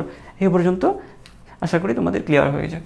আচ্ছা, আমি এটা মুছে দিই। আমরা এখন নেক্সট যেটা জানবো সেটা একটু দেখি, যে ঘাসফড়িংয়ের রূপান্তরটা নিয়ে একটু করে তোমাদের বলতে হবে, যে আলাদা করে ঘাসফড়িংয়ের রূপান্তরটা আমরা একটু পড়বো। ও আচ্ছা, আরেকটা কথা বলি, অসম্পূর্ণ রূপান্তরকে একটু লিখে রাখবো। এই জায়গাটার মধ্যে আমি মুছে ফেলছি যদিও, তোমরা একটু এই জায়গাটাতে লিখে রাখো। এই যে অসম্পূর্ণ রূপান্তর বলছি না এখানে, যে অসম্পূর্ণ রূপান্তর, অসম্পূর্ণ রূপান্তর বললাম না? খেয়াল করো, এই অসম্পূর্ণ রূপান্তরকে ইংলিশে বলা হয় হেমিমেটাবোলাস। হেমিমেটাবোলাস কি বলা হয়? হেমিমেটাবোলাস। এই অসম্পূর্ণ রূপান্তরকে একটা ইংলিশ নাম আছে, এটাকে কি বলা হয়? হেমি মানে অর্ধেক। হ্যাঁ, হেমিমেটাবোলাস, এটাকে আমরা বলে থাকি হেমিমেটাবোলাস। একটু লিখে রাখো এটা কষ্ট করে, যে অসম্পূর্ণ রূপান্তরকে ইংলিশে বলা হয় মেটাবোলাস ধরনের। এই শব্দটা লিখে রাখবা, এটা আমাদের লাগবে অনেক সময়, দিয়ে দেয় বাংলা ভার্সনের স্টুডেন্টদেরকেও দিয়ে দেয়। তাহলে অসম্পূর্ণ রূপান্তরের ইংলিশ কি? হেমিমেটাবোলাস। আচ্ছা, এখন আমরা একটু করে আসি। এখন আমরা জানি যে ঘাসফড়িংয়ের রূপান্তরটা আলাদা করে একটু পড়বো, যদিও ঘাসফড়িংয়ের রূপান্তর অসম্পূর্ণ রূপান্তর। তো দেখো ঘাসফড়িংয়ের রূপান্তর আমরা একটু করে পড়বো। এখন দেখো ঘাসফড়িংয়ের রূপান্তরটা হচ্ছে, যে প্রথমে আমি তোমাদেরকে যদি বলি, যদি এটা অসম্পূর্ণ রূপান্তর, এই যে ডিম ফুটবে, তখন ডিম ফুটে যখন যেটা হবে সেটা হচ্ছে নিম্ফ। হ্যাঁ, নিম্ফ তোমরা জানো ডিম ফুটে যেটা হয় সেটা নিম্ফ। আবার এই নিম থেকে যেটা হয় সেটা হচ্ছে কি, নিম থেকে কয়েকটা নিম দশা অতিক্রম করে বলছিলাম না যে এদের কয়েকটা নিম্ফ হয়। তো প্রথমবার একটা নিম্ফ ডিম ফুটেই যেটা হয় সেটা নিম, তারপর আবার আবার কিছু পরিবর্তন হয়ে আবার সেটা নিম্ফ হবে, নিম্ফ, তারপর তারপর পূর্ণাঙ্গ হবে, এই তো এই পূর্ণাঙ্গ। তো দেখো আমি যদি বলি ডিমটা প্রথমে কি হয় ভালো করে খেয়াল করো, ডিমটা প্রথমে ফুটে, প্রথমে ডিম ফুটে, তো ডিম ফুটে যেটা হয় সেটা হচ্ছে নিম্ফ। আর এই নিমটা দুইবার কোলস মোচন করে, কয়বার, যে দুইবার কোলস মোচন করে, এই দুইবার কোলস মোচন করে। এই নিমটা কয়বার কোলস মোচন করে খেয়াল করো, দুইবার খোলস মোচন করে। কোলস মানে কি, ওই যে ঘাসফড়িংয়ের বাইরে একটা শক্ত আবরণ থাকে, এটা কোলস, যেমন চিংড়ি মাছের একটা শক্ত আবরণ যেমন কোলস, সেটা এই নিম্ফ দশাটা দুইটা কোলস মানে দুইবার কোলসটাকে চেঞ্জ করে, কোলস মোচন করে, দুইবার কোলস মোচন করে। ওকে, দুইবার কোলস মোচন হওয়ার পরে আমরা যে নিমটা পাবো সেটা আমরা পাবো, যে নিমটা পাই সেটাকে আমরা বলে থাকি দ্বিতীয় ধাপের নিম্ফ। এটাকে আমরা কি বলে থাকি, দ্বিতীয় ধাপের।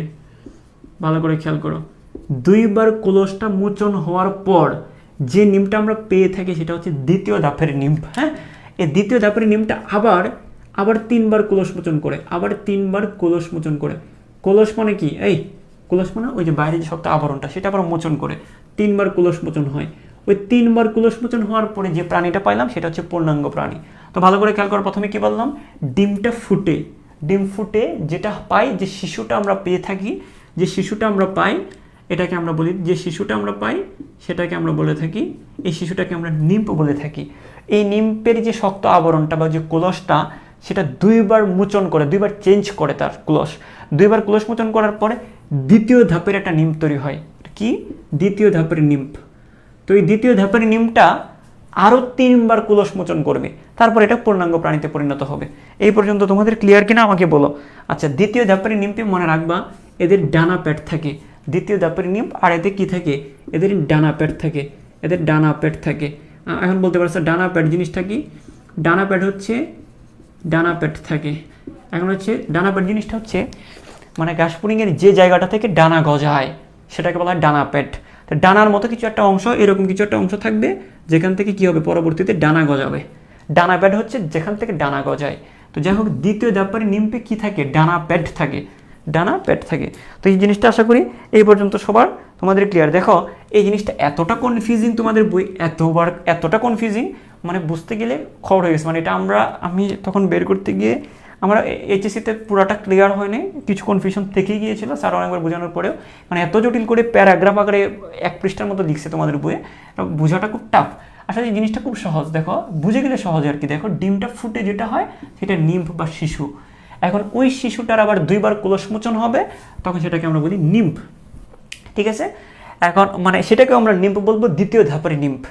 এই দ্বিতীয় ধাপের নিম্ফটা আরও তিনবার কোলস মোচন করবে, তখন এটাকে আমরা পূর্ণাঙ্গ প্রাণীটা পাবো। আর দ্বিতীয় ধাপের নিম্ফে ডানা পেট থাকে, এটা একটু জেনে রাখবা। তো আমরা আলটিমেটলি কয়বার কোলসটা মোচন হয়, তাহলে একটা ডিম থেকে একটা পূর্ণাঙ্গ প্রাণী হওয়ার জন্য এর কয়বার কোলস মোচন হওয়ার প্রয়োজন হচ্ছে, প্রথমে 2বার, তারপর আরও 3বার, টোটাল 5বার কোলস মোচনের প্রয়োজন হয়। তো আমরা এটা একটু লিখে রাখি যে 50বার কোলস মোচনের পর, আর এই ঘটনাটা পুরাটা এই ডিম থেকে পূর্ণাঙ্গ প্রাণীতে আসতে পুরোটা সময় লাগে, এখানে বলছে যে 2 মাসের মতো সময় লাগে, এখান থেকে এই পর্যন্ত আসতে প্রায় 2 মাস সময় লাগে। হ্যাঁ, পরিস্ফুটন বলতে আমরা কি বুঝি, ডিম ফুটে বাচ্চা হওয়া, সেটাকে আমরা পরিস্ফুটন বলি। এটা 3 সপ্তাহ লাগে, তোমাদেরকে বলছিলাম একটু আগে, 3 সপ্তাহ, তাই না? হ্যাঁ, কিন্তু ওই ডিম থেকে একদম পূর্ণাঙ্গ প্রাণী অর্থাৎ রূপান্তরটা হইতে তোমার 2 মাস সময় লাগবে। তো আমরা বলতে পারি কয়বার কোলস মোচন করছে, প্রথমে 2বার, তারপর আরও 3বার, তো টোটাল কয়বার হচ্ছে 5বার। তো দেখো আমরা এটা বলতে পারি যে পঞ্চমবার কোলস মোচনের পর 2 মাসে, তা আমরা এটা লিখবো যে পঞ্চমবার কোলস মোচনের পর, পঞ্চমবার কোলস মোচনের পর, এই যে দেখো পঞ্চমবার মানে কি 5বার, এই পঞ্চমবার এই যে বুঝতে পারছো তো, 2বার, 3বার, 4বার, 5বার, 2 আর 3 5বার। তো পঞ্চমবার কোলস মোচনের পর এটা পূর্ণাঙ্গ প্রাণীতে পরিণত হয় 2 মাসে। কত মাসে? 2 মাসে। আমি ব্র্যাকেটে একটু লিখে রাখি, 2 মাসে পূর্ণাঙ্গ প্রাণীতে পরিণত হয়, প্রাণীতে পরিণত হয়, হ্যাঁ, পরিণত হয়। তারপরে আমরা যদি দেখি, আচ্ছা আর কি আমরা জানবো, আর হচ্ছে দুটি মোচনের মধ্যবর্তী দশাকে একবার কুলসমোচন করার পরে তারপর আরও কিছুদিন পর আরেকবার কুলসমোচন করে মাঝখানের এই সময়টাকে বলা হয় ইনস্টার। আমি আবার বলতেছি, মুভি দেখার সময় আমরা ইন্টারমিশন দেখি না? হ্যাঁ, মাঝখানে একটা মধ্যবিরতি, প্রথমবার একটা কুলসমোচন হয়েছে, তারপর আবার মাঝখানে কিছুদিন পর আবার কুলসমোচন হবে, তো পর দুইবার কুলসমোচনের যে মধ্যবর্তী সময়টা তাকে বলা হয় ইনস্টার। তাহলে আমরা বলতে পারি দুটি মোচনের মধ্যবর্তী দশাকে দুটি মোচনের মধ্যবর্তী সময়কে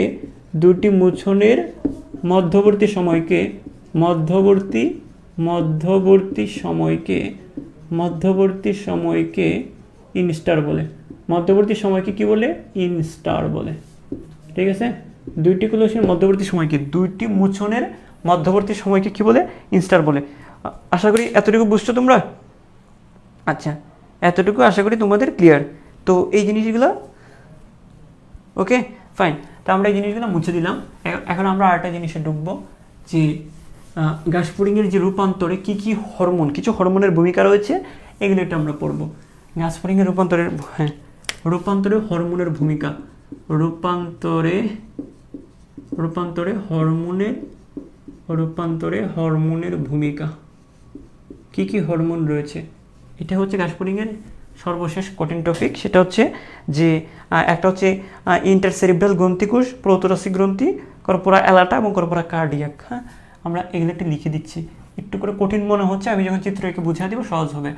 প্রথম কথা হচ্ছে যে মানে রূপান্তরে হরমোনের ভূমিকা। এখন হরমোনগুলো যে কোষ থেকে বের হয় সেগুলোকে আমরা গ্রন্থি বলে থাকি। হরমোন মানে একটা রস, হরমোন আর কিছু না, এক ধরনের রস। তো হরমোন বা রসটা যে গ্রন্থি থেকে, যে জিনিসটা থেকে বের হয় তাকে আমরা গ্রন্থি বলে থাকি। তো যাই হোক, এদের শরীরে কি কি গ্রন্থি আছে যেখান থেকে রসটা বের হয়? হরমোন আর কিছুই না, হরমোন হচ্ছে একটা রস। তো যে অঙ্গগুলো থেকে রসটা বের হচ্ছে সেটাকে আমরা গ্রন্থি বলে থাকি। যেমন আমাদের থাইরয়েড গ্রন্থি থেকে আমাদের থাইরয়েড হরমোন খরিত হয়। এভাবে আমাদের অগ্নাশয় থেকে আমাদের অগ্নাশয় রস, বিভিন্ন হরমোন আছে, ইনসুলিন, গ্লুকাগন, এগুলো খরিত হয়, তাই না? এখানে এত প্যাচ করার দরকার নেই। রূপান্তরে কিছু হরমোনের ভূমিকা রয়েছে, রূপান্তরে হরমোন রয়েছে। এই হরমোনগুলো যে 4টা গ্রন্থি থেকে বের হবে সেই 4টা গ্রন্থির নাম আমি বলতেছি। তো ঘাসফড়িংয়ের দেহে 4টি গ্রন্থি রয়েছে, এগুলোকে অন্তঃকরা গ্রন্থি বলা হয়। কি গ্রন্থি? অন্তঃকরা গ্রন্থি। তাহলে আমরা একটা লিখে রাখি যে ঘাসফড়িংয়ের দেহে 4 ধরনের অন্তঃকরা গ্রন্থি রয়েছে। অন্তঃকরা গ্রন্থি থাকে, ভালো করে খেয়াল করো। ঘাসফড়িংয়ের দেহে 4 ধরনের অন্তঃকরা গ্রন্থি থাকে। ওই 4 ধরনের অন্তঃকরা গ্রন্থি থেকেই, এই গ্রন্থিগুলো থেকেই হরমোন খরিত হবে। মানে যে জায়গাটা থেকে রস খরিত হয় তাকে বলা হয় গ্রন্থি, অন্তঃকরা গ্রন্থি। মানে মনে করো এটা একটা অঙ্গ, এখান থেকে রস খরিত হচ্ছে, হরমোন খরিত হচ্ছে, তাহলে এটাকে আমরা বলবো অন্তঃকরা গ্রন্থি। হ্যাঁ, আমরা যখন মানুষের অন্তঃকরা গ্রন্থি, আমরা যখন মানব দেহ পড়ব তখন এগুলো বিস্তারিত পড়বো, আপাতত জেনে রাখো। হরমোনটা যে অঙ্গটা থেকে খরিত হয় তাকে আমরা অন্তঃকরা গ্রন্থি বলে থাকি। এরকম অন্তঃকরা গ্রন্থি কত রকমের? এরকম ঘাসফড়িংয়ের দেহে 4 ধরনের অন্তঃকরা গ্রন্থি থাকবে। 1 নম্বরে যদি আমরা বলি, নাম্বার 1, নামগুলো একটু মুখস্থ করো, সাময়িকভাবে নামটা মুখস্থ লাগবে। একটা হচ্ছে ইন্টারসেরেব্রাল গ্রন্থিকোষ, ইন্টারসেরিব্রাল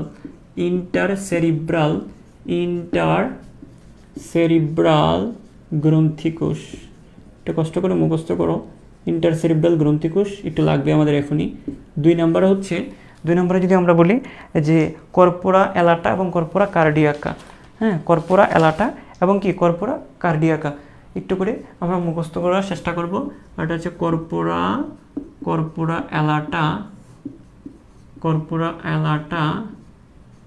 কর্পোরা কার্ডিয়াকা। 3 নম্বর হচ্ছে কর্পোরা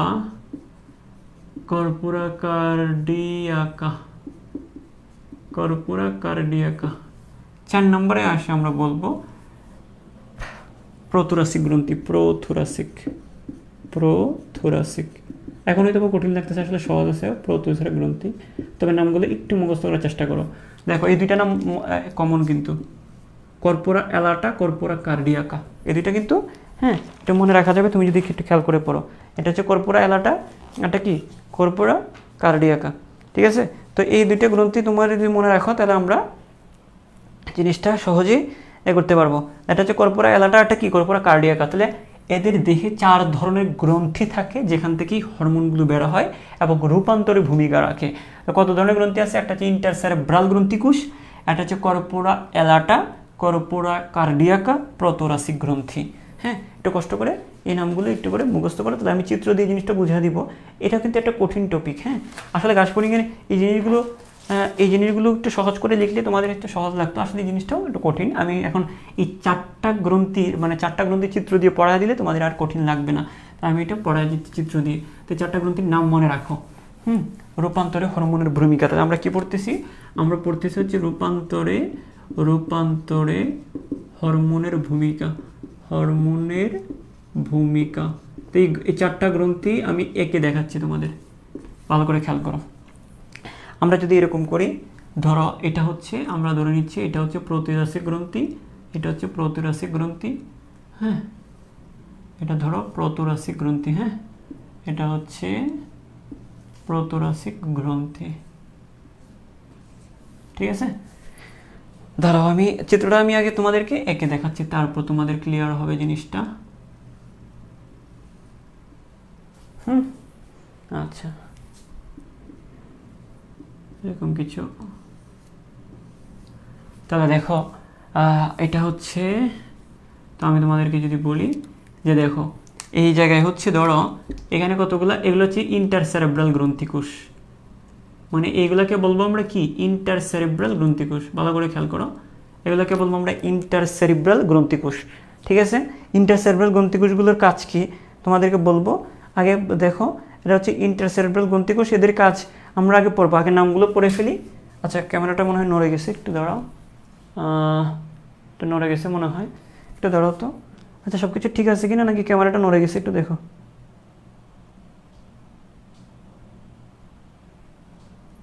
সব কিছু ঠিক আছে কিনা একটু জানাও তো,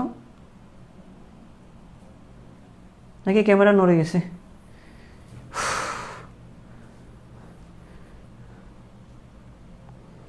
এত গরম পড়ছে আসলে।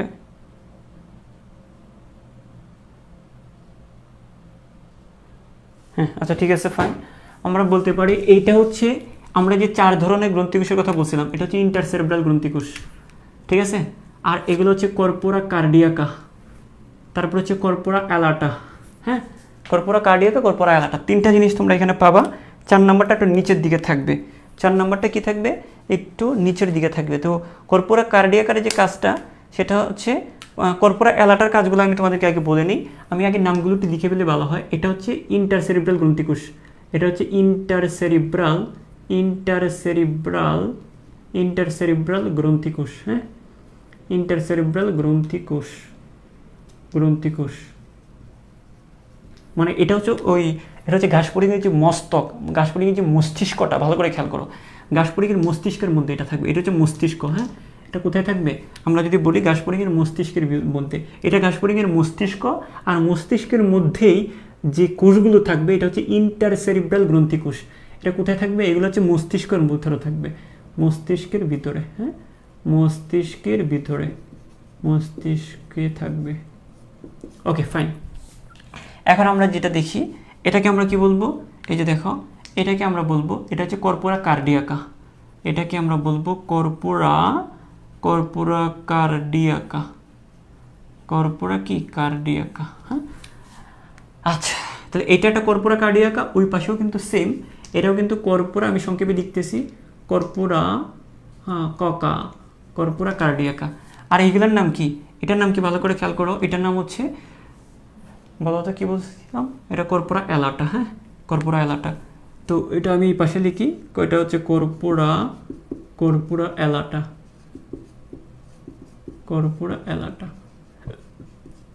সংক্ষেপে যদি আমি লিখি এখানে, এটাও কি? কর্পোরা অ্যালাটা। হ্যাঁ, তো ভালো করে খেয়াল করো, আমি 3টা নাম আমি আবার একটু তোমাদেরকে যদি করে দিই, এটা হচ্ছে কর্পোরা কার্ডিয়াকা। তো প্রথম থেকে যদি আসি, এটা হচ্ছে ইন্টারসেরিব্রাল গ্রন্থিকোষ, যেটা মস্তিষ্কে থাকবে, এই, ঠিক আছে। তারপরে এটা হচ্ছে কর্পোরা কার্ডিয়াকা, এটাও কর্পোরা কার্ডিয়াকা। তারপরে একটু নিচের দিকে থাকবে, এটা হচ্ছে কর্পোরা অ্যালাটা। তাতে ভালো করে খেয়াল করো, মস্তিষ্কের মধ্যে যেটা থাকবে সেটা হচ্ছে ইন্টারসেরেব্রাল গ্রন্থিকোষ। আর মস্তিষ্ক থেকে একটু নিচে, এই মস্তিষ্কের নিচে আমাদের ঘাড় আছে না, গ্রীবা বা গ্রাসনালী, আমাদের যে আমাদের অন্ননালী আছে নিচের দিকে। তো মস্তিষ্কের নিচে কি আছে? গ্রাসনালী আছে। গ্রাসনালী মানে কি? খাদ্যনালী আর কি। তো মস্তিষ্কের নিচে, এখন মস্তিষ্ক থেকে যখন নিচে নামতেছে, মস্তিষ্ক থেকে যখন নিচে নামবে মানে আস্তে আস্তে কোথায় ঢুকতেছে? গ্রাসনালী বা খাদ্যনালীর উপর দিয়ে যাচ্ছে। তো এটা হচ্ছে কি কোথায় থাকবে? আমরা যদি কর্পোরা কার্ডিয়াকের কথা বলি, এটা হচ্ছে মস্তিষ্কের পশ্চাৎভাগে, মস্তিষ্কের পেছন দিকে গিয়ে ওই যে আমাদের যে খাদ্যনালী এটা আছে, খাদ্যনালীর এখানে, ওইটা গ্রাসপরিঙ্গের কিন্তু সেম, মস্তিষ্কের নিচে গিয়ে গ্রাসনালীর পেছন দিকে থাকবে। কোথায় থাকবে? গ্রাসনালীর দুপাশে থাকবে। হ্যাঁ, তো মস্তিষ্কের পশ্চাৎভাগে গ্রাসনালীর দুপাশে। ধরো এটা যদি গ্রাসনালী হয়, মানে গ্রাসপরিঙ্গের খাদ্যনালী হয়, যদি এটা গ্রাসনালী বা অন্ননালী, গ্রাসনালী বা কি অন্ননালী, তো আমরা কি বলতে পারি? আমরা বলতে পারি যে মস্তিষ্কের পশ্চাৎভাগে মানে পিছন দিকে, মস্তিষ্কের পেছন দিকে গ্রাসনালীর দুই পাশে। আমরা এই কর্পোরা কার্ডিয়াকাটা কই থাকবে? গ্রাসনালীর দুই পাশে, মস্তিষ্কের পেছন দিকে, মস্তিষ্কের পশ্চাৎভাগে, মস্তিষ্কের, মনে করো এই যে এটা যদি আমার মস্তিষ্ক হয়, মস্তিষ্কের পেছন দিকে আমার খাদ্যনালীদের দুই পাশে, গ্রাসপরিংটা সেম অনেকটা ওইরকম। তো মস্তিষ্কের দুপাশে, হ্যাঁ, এই গ্রাসনালীর দুই পাশে, মস্তিষ্কের পেছনে, মস্তিষ্কের পশ্চাৎভাগে, হ্যাঁ, গ্রাসনালীর দুই পাশে থাকে। এটা গ্রাসনালীর দুপাশে, ঠিক আছে? আমরা এটা আশা করি বুঝে গেছি। এখন আমরা যে কাজটা করব, এটা তো বোঝানোর জন্য তোমাদেরকে বলছি, এটা মুছে দিই এখানে, কারণ আমাদের এখানে আরও কাজ আছে। তো আমরা এই জিনিসটা যদি বুঝে থাকি, এখন আমরা যে কাজটা করব, যদি কাজগুলো কি আসলে, আমি যদি প্রথমে আসি, কর্পোরা কার্ডিয়াকার কাজ কি? এই যে দেখো, এই যে কর্পোরা কার্ডিয়াকা, এটার কি কাজ? কর্পোরা কার্ডিয়াকার যে কাজটা, মেন কাজ হচ্ছে এটা গ্রোথ হরমোন নিঃসরণ করে। এখান থেকে গ্রোথ হরমোন মানে বৃদ্ধি হরমোন বের হয়, যার কারণে গ্রাসপরিংটা গ্রোথ হয়, গ্রাসপরিংটা বৃদ্ধি হয়। গ্রোথ মানে তো বৃদ্ধি, তোমরা জানো। হ্যাঁ, তো এখান থেকে কিছু গ্রোথ হরমোন আসে, সারা দেহে ছড়ায় যায়, গ্রাসপরিংটা বড় হয়, গ্রোথ হয়। তো এখান থেকে গ্রোথ হরমোন নিঃসরণ করে। তো এটার কাজ কি? এটা আমরা যদি বলি যে গ্রোথ হরমোন নিঃসরণ করে, এটার কাজ হচ্ছে গ্রোথ হরমোন নিঃসরণ করে, এটার কাজ হচ্ছে গ্রোথ হরমোন নিঃসরণ করে, গ্রোথ হরমোন নিঃসরণ করে, ঠিক আছে? নিঃসরণ করে। আচ্ছা, এটার কাজ আমি বুঝে গেছি। এখন এই কর্পোরা, তাহলে এই দুইটা হচ্ছে কি? কর্পোরা কার্ডিয়াকা। এই যে এটাও কর্পোরা কার্ডিয়াকা, এটাও কর্পোরা কার্ডিয়াকা, দুইটা কাজই হচ্ছে গ্রোথ হরমোন নিঃসরণ করা। তো কর্পোরা অ্যালাটার কাজ কি? এই যে এইগুলো হচ্ছে অ্যালাটা, এগুলো হচ্ছে কর্পোরা অ্যালাটা। এই কর্পোরা অ্যালাটারগুলোর কাজ কি? ভালো করে দেখো, কর্পোরা অ্যালাটার কাজ হচ্ছে দুইটা, একটা হচ্ছে জুভেনাইল হরমোন ক্ষরণ করে, আর হচ্ছে গোনাডোট্রপিক হরমোন ক্ষরণ করে। ভালো করে খেয়াল করো, একটা হচ্ছে জুভেনাইল, তাহলে দুইটা জিনিস ক্ষরণ করবে সে। একটা হচ্ছে যে জুভেনাইল হরমোন ক্ষরণ করে, আমি যদি একটু লিখে রাখি, একটা হচ্ছে জুভেনাইল হরমোন ক্ষরণ করে, জুভেনাইল হরমোন। ভালো করে দেখো, এটা জুভেনাইল হরমোন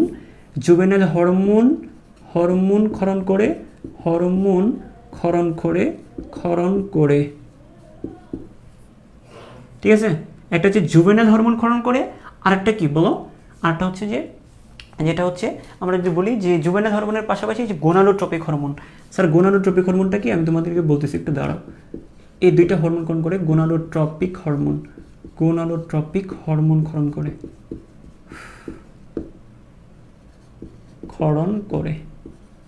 একটু ভালো করে খেয়াল করো, একটা হচ্ছে জুভেনাইল হরমোন, আর একটা হচ্ছে গোনাডোট্রপিক হরমোন। ভালো করে দেখো, জুভেনাইল মানে কি? জুভেনাইল মানে জোয়ান, মনে রাখবা, জুভেনাইল মানেই হচ্ছে জোয়ান, আর জোয়ান মানেই হচ্ছে কি? নিম্প দশা মানে বাচ্চা। মনে রাখবা, বাংলাদেশ শব্দ দিয়ে মনে রাখবা, জুভেনাইল মানে জোয়ান, আর জোয়ান মানে বাচ্চা দশা, নিম্ন দশা। তো ওই জুভেনাইল হরমোনটার কাজ হচ্ছে কি? নিম দশাগুলোকে নিয়ন্ত্রণ করা।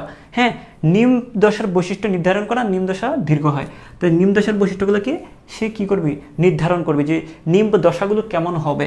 তো দেখো, এটা কাজ হচ্ছে নিম দশার, এটা কাজ কি? নিম দশার, ভালো করে খেয়াল করো, নিম দশার বৈশিষ্ট্য কেমন হবে সেটা নির্ধারণ করবে। নিম দশার বৈশিষ্ট্য নির্ধারণ করা। হ্যাঁ, আরেকটা কি কাজ করে বলো তো দেখি? আরেকটা কাজ করবে, নিম দশার বৈশিষ্ট্য নির্ধারণ করবে এবং নিম দশা দীর্ঘ হয়, এবং এটার কারণে নিম দশাটা লম্বা হয়। মানে একটা বাচ্চা বেশি দিন বাচ্চা অবস্থায় থাকে। দেখো, আমরা যখন আস্তে আস্তে বুড়া হয়ে যাচ্ছি, আমাদের শরীরে এমন কিছু হরমোন আছে যেগুলো যদি আমরা সিক্রেশন করাইতে পারতাম, তাহলে আমরা অনেকদিন যুবক থাকতে পারতাম। হ্যাঁ, এটা তো আর সম্ভব না। তাহলে এখানে দেখো এই জুভেনাইল হরমোনটার কাজ হচ্ছে কি নিমদশাকে নিয়ন্ত্রণ করবে, এবং এটা বেশি বেশি ক্ষরিত হলে একটা গাছফড়িং বাচ্চা অবস্থায় বেশি দিন থাকবে, মানে নিমদশাটা দীর্ঘ হয়, নিমদশা দীর্ঘ হয়, নিমদশাটা একটু লম্বা হয়, নিমদশা দীর্ঘ হয়, দীর্ঘ হয়। ঠিক আছে, তো সোজা কথা হচ্ছে এখানে এত পেঁচানোর দরকার নেই। জুভেনাইল মানে জোয়ান, আর জোয়ানের কাজই হচ্ছে কি ওই নিমদশাগুলোকে নিয়ন্ত্রণ করা, নিমদশাটাকে মেনটেন করা। নিমদশা এটা বেশি ক্ষরিত হইলে নিমদশা একটা গাছফড়িং বেশি দিন নিমদশায় থাকবে। তারপরে হচ্ছে এটার কাজ কি খেয়াল করো, এটা কাজ কি দেখো, আমরা যদি এখানে এটার কাজ হচ্ছে এই, এবং এটার কাজ কি গোনাডোট্রপিকের কাজ কি দেখো। গোনাড কথাটার মানে কি, গোনাড মানে হচ্ছে জননাঙ্গ। এই গোনাড এই কথাটার মানে হচ্ছে, এই গোনাডের বাংলা হচ্ছে কি, গোনাডের বাংলা হচ্ছে জননাঙ্গ। হ্যাঁ, এটা মনে রাখবা, এটা তোমাদের এই ইংলিশটা মানে অবশ্যই জানতে হবে। এটার মানে হচ্ছে জননাঙ্গ। তো গোনাডোট্রপিক যেহেতু গোনাড কথাটার মানে যেহেতু জননাঙ্গ, তো আমরা বুঝেই গেছি এটার কাজ কি। এটার কাজ হবে কি, এদের কাজই হবে গোনাডোট্রপিক হরমোনের কাজই হচ্ছে হ্যাঁ জননাঙ্গের বৃদ্ধি ঘটানো, জননাঙ্গের বৃদ্ধি ঘটানো, জননাঙ্গের কি বৃদ্ধি ঘটানো, বৃদ্ধি ঘটানো। ঠিক আছে, ওকে ফাইন। তো আমরা এদিকে আসি, তাহলে আমরা দুইটা হরমোনের মানে এটা হচ্ছে গ্রন্থিটার নাম, এটা হচ্ছে গ্রন্থি। এই গ্রন্থি থেকে দুইটা হরমোন করিতে হয়, একটা হচ্ছে জুভেনাইল হরমোন, একটা হচ্ছে গোনাডোট্রপিক হরমোন। জুভেনাইলের কাজ হচ্ছে নিমদশাটাকে নিয়ন্ত্রণ করে, নিমদশাটাকে দীর্ঘ করে, আর গোনাডোট্রপিকের কাজ হচ্ছে কি জননাঙ্গের বৃদ্ধি ঘটানো, কারণ গোনাড মানেই জননাঙ্গ। ওকে, জননাঙ্গ মানে কি জননাঙ্গ। ওকে ফাইন, আমরা এটা বুঝে গেছি। এখন আমরা এই দিকে আসি, একটু খেয়াল করি কর্পোরা কার্ডিয়াকার কাজ কি, এদের কাজ হচ্ছে গ্রোথ হরমোন ক্ষরণ করা। আচ্ছা, আমরা এখন চলে আসি যে স্যার একটা জিনিস তো বাদ রয়ে গেছে কি, যে ইন্টারসেরিব্রাল গ্রন্থিকোষের কাজ কি, এটা ভালো করে খেয়াল করো। ইন্টারসেরিব্রাল থেকে খেয়াল করো, ইন্টারসেরিব্রালের কাজ হচ্ছে এক ধরনের গ্রন্থি ক্ষরণ করবে, হ্যাঁ এক ধরনের রস ক্ষরণ করবে, যেটা আরেকটা জায়গাতে আসবে। সেটা কি, সেটা আরেকটা গ্রন্থিতে আসবে। ওই যে 4 নম্বর গ্রন্থি, 4টা গ্রন্থি আছে বলছিলাম না। 1 নম্বরে কি এখানে বলো তো, 1 নম্বর হচ্ছে ইন্টারসেরিব্রাল গ্রন্থিকোষ, 1 নম্বরে কি ইন্টারসেরিব্রাল গ্রন্থিকোষ, 2 নম্বরে কর্পোরা কার্ডিয়াকা, 3 নম্বরে কর্পোরা অ্যালাটা, 4 নম্বরে একটা আছে, 1-এর সাথে 4-এর একটা সম্পর্ক আছে। 4 নম্বরে যে গ্রন্থিটা সেটা হচ্ছে প্রোথোরাসিক গ্রন্থি। কি গ্রন্থি, প্রোথোরাসিক গ্রন্থি, প্রোথোরাসিক গ্রন্থি, প্রোথোরাসিক গ্রন্থি। ঠিক আছে, প্রোথোরাসিক গ্রন্থি। তো এটা হচ্ছে কত নম্বরে আমি রাখলাম, 4 নম্বরে। ভালো করে খেয়াল করো, 1 নম্বরে হচ্ছে ইন্টারসেরিব্রাল গ্রন্থি। Okay fine. 2 নম্বরে হচ্ছে কি কর্পোরা কার্ডিয়াকা, 3 নম্বরে কর্পোরা অ্যালাটা। এই যে কর্পোরা কার্ডিয়াকা, তারপর হচ্ছে কর্পোরা অ্যালাটা। তো এই যে কর্পোরা কার্ডিয়াকা 2টা, কর্পোরা অ্যালাটা 2টা। ঠিক আছে, তো কর্পোরা কার্ডিয়াকাও আমরা পড়লাম, কর্পোরা অ্যালাটাও আমরা পড়লাম। কর্পোরা কার্ডিয়াকার কাজ গ্রোথ হরমোন ক্ষরণ করে, আর কর্পোরা অ্যালাটার কাজ জুভেনাইল হরমোন গোনাডোট্রপিক হরমোন ক্ষরণ করে। এদের কাজগুলো আমরা লিখলাম। তো কর্পোরা কার্ডিয়াকাও শেষ, কর্পোরা অ্যালাটাও শেষ। এখন 1 নম্বর এবং 4 নম্বর বাকি আছে, মানে ইন্টারসেরিব্রাল গ্রন্থির সাথে প্রোথোরাসিক গ্রন্থির একটা কানেকশন আছে। এই যে কানেকশনটা আমি এখানে দেখাচ্ছি, এই যে কানেকশন দেখো, ওই ইন্টারসেরিব্রাল গ্রন্থি থেকে একটা হরমোন ক্ষরণ করবে, যেটা আসবে কোথায়, প্রোথোরাসিক গ্রন্থিতে আসবে। কোথায় আসবে ভালো করে খেয়াল করো, প্রোথোরাসিক গ্রন্থিতে আসবে। এখন প্রোথোরাসিক গ্রন্থিটা কোন জায়গায় থাকে যদি চিন্তা করো, প্রোথোরাসিক, থোরাক্স মানে কি, এই যে থোরাক্স, থোরাক্স মানে বুক। এই যে দেখো থোরাসিক কথাটা মানে কি, থোরাক্স মানে ভক্ষ, হ্যাঁ থোরাক্স মানে কি ভক্ষ। এই কিছু ইংলিশে মানে জানতে হবে, গোনাড মানে জননাঙ্গ, এগুলোর শব্দ অর্থ জানতে হবে তোমাকে, নাহলে তোমার কঠিন হয়ে যাবে। শব্দটুকু জানলে তোমার জন্য সহজ হবে। থোরাক্স মানে হচ্ছে বুক, বুক, বুক। তো পুরো থোরাক্স মানে অগ্রবক্ষ। গাছফড়িংয়ের 3টে বক্ষ আছে না, অগ্রবক্ষ, মধ্যবক্ষ, পশ্চাৎবক্ষ, অগ্র, মধ্য, পশ্চাৎ। তাহলে এই সামনের অংশটাকে আমরা বলবো অগ্রবক্ষকে ইংলিশে বলে, যারা ইংলিশ মিডিয়াম তারা বুঝবা, অগ্রবক্ষকে ইংলিশে বলা হয় প্রোথোরাক্স, প্রোথোরাক্স। মাঝখানে একটা মেজোথোরাক্স। হ্যাঁ, এইভাবে আমরা জিনিসগুলো করবো। তাহলে দেখো যে প্রোথোরাক্স মানে কি অগ্রবক্ষ। তো প্রোথোরাসিক গ্রন্থি মানে কোথায়কার গ্রন্থি, প্রোথোরাসিক গ্রন্থি মানে অগ্রবক্ষে এক ধরনের গ্রন্থি থাকবে। তো প্রোথোরাসিক গ্রন্থি কোথায় থাকবে, অগ্রবক্ষে থাকে। প্রোথোরাসিক গ্রন্থি মানে কি অগ্রবক্ষের গ্রন্থি, তো অগ্রবক্ষে থাকবে, অগ্রবক্ষে থাকে, এটা আমরা বুঝলাম। তো এখন কথাটা হচ্ছে ওই যে ইন্টারসেরিব্রাল গ্রন্থি থেকে একটা হরমোন ক্ষরিত হয়ে এটা অগ্রবক্ষের গ্রন্থিতে আসবে, মানে কি প্রোথোরাসিক গ্রন্থিতে আসবে। এখন কোন গ্রন্থিটা আসবে, আমরা এই জিনিসটা এই হরমোনটাকে আমরা বলবো তাহলে এখান থেকে যে হরমোনটা এই প্রোথোরাসিকে আসবে আমরা বলবো প্রোথোরাসিকোট্রপিক হরমোন। কি হরমোন, নামটা কি, তাহলে এই যে দেখো ইন্টারসেরিব্রাল গ্রন্থি থেকে যে হরমোন ক্ষরিত হবে সেটার নাম কি, প্রোথোরাসিকোট্রপিক হরমোন, বা এটাকে আমরা মস্তিষ্ক হরমোনও বলতে পারি। এই যে দেখো মস্তিষ্ক থেকে আসতেছে বলে আমরা এখান থেকে একটা হরমোন তার কাছে পাঠাবে, এখান থেকে হরমোন এখানে পাঠাবে। তো আমরা একটু লিখে রাখি কোন হরমোনটা সে পাঠায়। আমরা বলতে পারি যে প্রোথোরাসিকোট্রপিক হরমোন পাঠায়। তো প্রোথোরাসিকোট্রপিক হরমোন,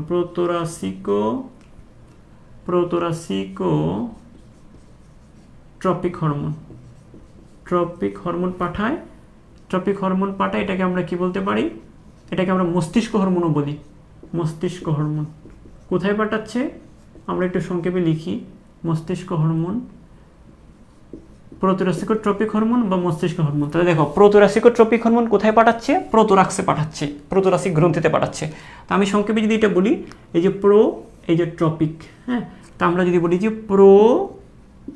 এই ট্রপিক হরমোন। তো এই ইন্টারসেরিব্রাল গ্রন্থিকোষটা কি হরমোন, ইন্টারসেরিব্রাল গ্রন্থিকোষটা প্রোথোরাসিকে যেটা পাঠাচ্ছে সেটা হচ্ছে প্রোথোরাসিক গ্রন্থি, প্রোথোরাসিক ট্রপিক হরমোন। ভালো করে খেয়াল করো, এইখান থেকে বুঝানো মনে হয়, আমাকে একটা কমেন্টে জানিয়ে দাও বুঝছো কিনা। মানে ইন্টারসেরিব্রাল গ্রন্থিকোষ থেকে একটা রস বের হয়ে কার কাছে আসবে, প্রোথোরাসিক গ্রন্থিতে আসবে। যে প্রোথোরাসিক গ্রন্থিতে যে হরমোনটা আসবে তার নাম হচ্ছে prothoracic tropic hormone, prothoracic tropic hormone. তাহলে দেখো ইন্টারসেরিব্রাল গ্রন্থি থেকে প্রোথোরাসিক গ্রন্থিতে পাঠাবে।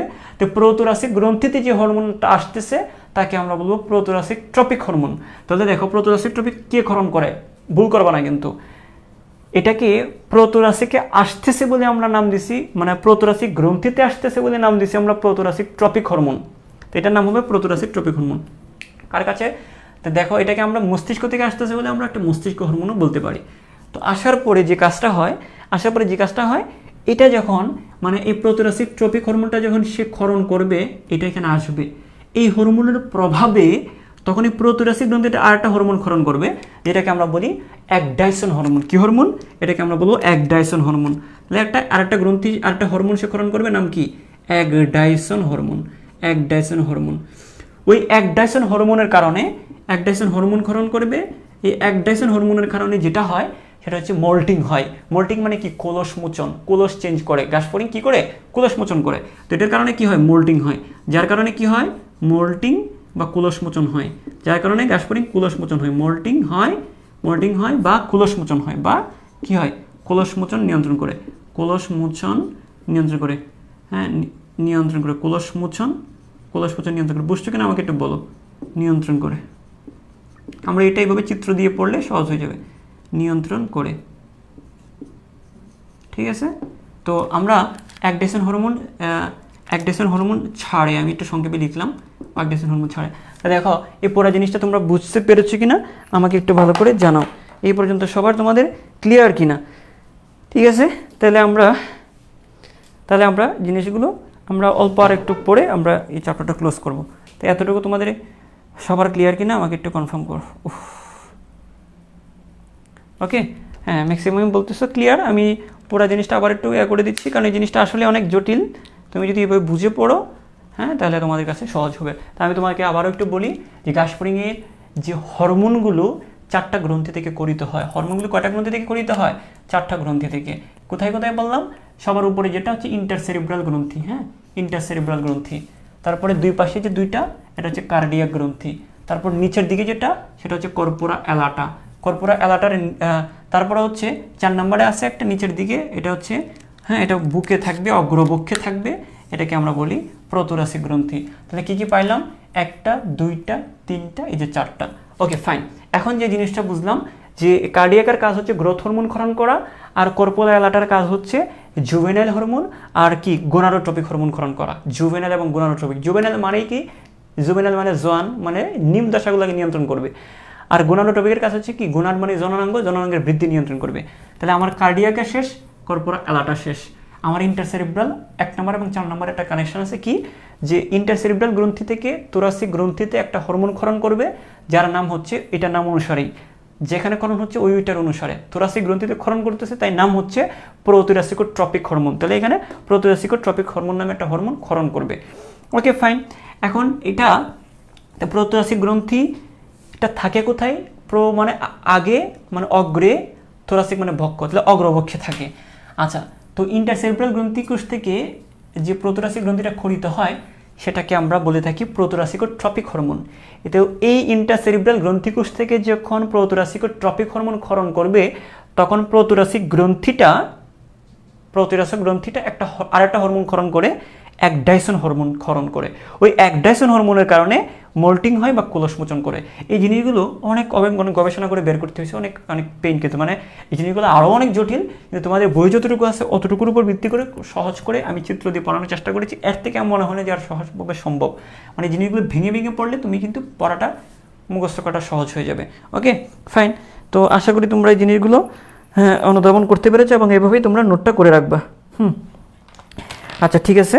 আচ্ছা আমরা যদি এখন নেক্সট যদি পড়ি, যে এখানে একটা কথা তোমাদেরকে একটু বলে নিই, যে স্ত্রী ঘাসফড়িং এবং পুরুষ ঘাসফড়িংয়ের মধ্যে একটা পার্থক্য আছে, সেটা তোমাদেরকে অবশ্যই একটু জানতে হবে। খুবই গুরুত্বপূর্ণ। দেখো এখানে আমি একটা কথা তোমাদেরকে বলি নাই, যে একডাইসন হরমোনের কথা বললাম না, এটা আমাদের পরীক্ষায় আসছিল।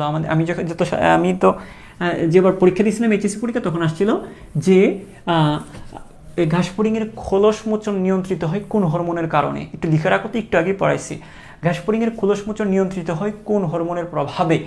এটা আমাদের ফ্রেন্ডরা অনেকে ভুল করছিল এবং আমরা দুজন পারছিলাম আমাদের সার্কেলের মধ্যে। তো এটা খুবই গুরুত্বপূর্ণ, এইভাবে এখান থেকে প্রশ্নগুলো আসবে।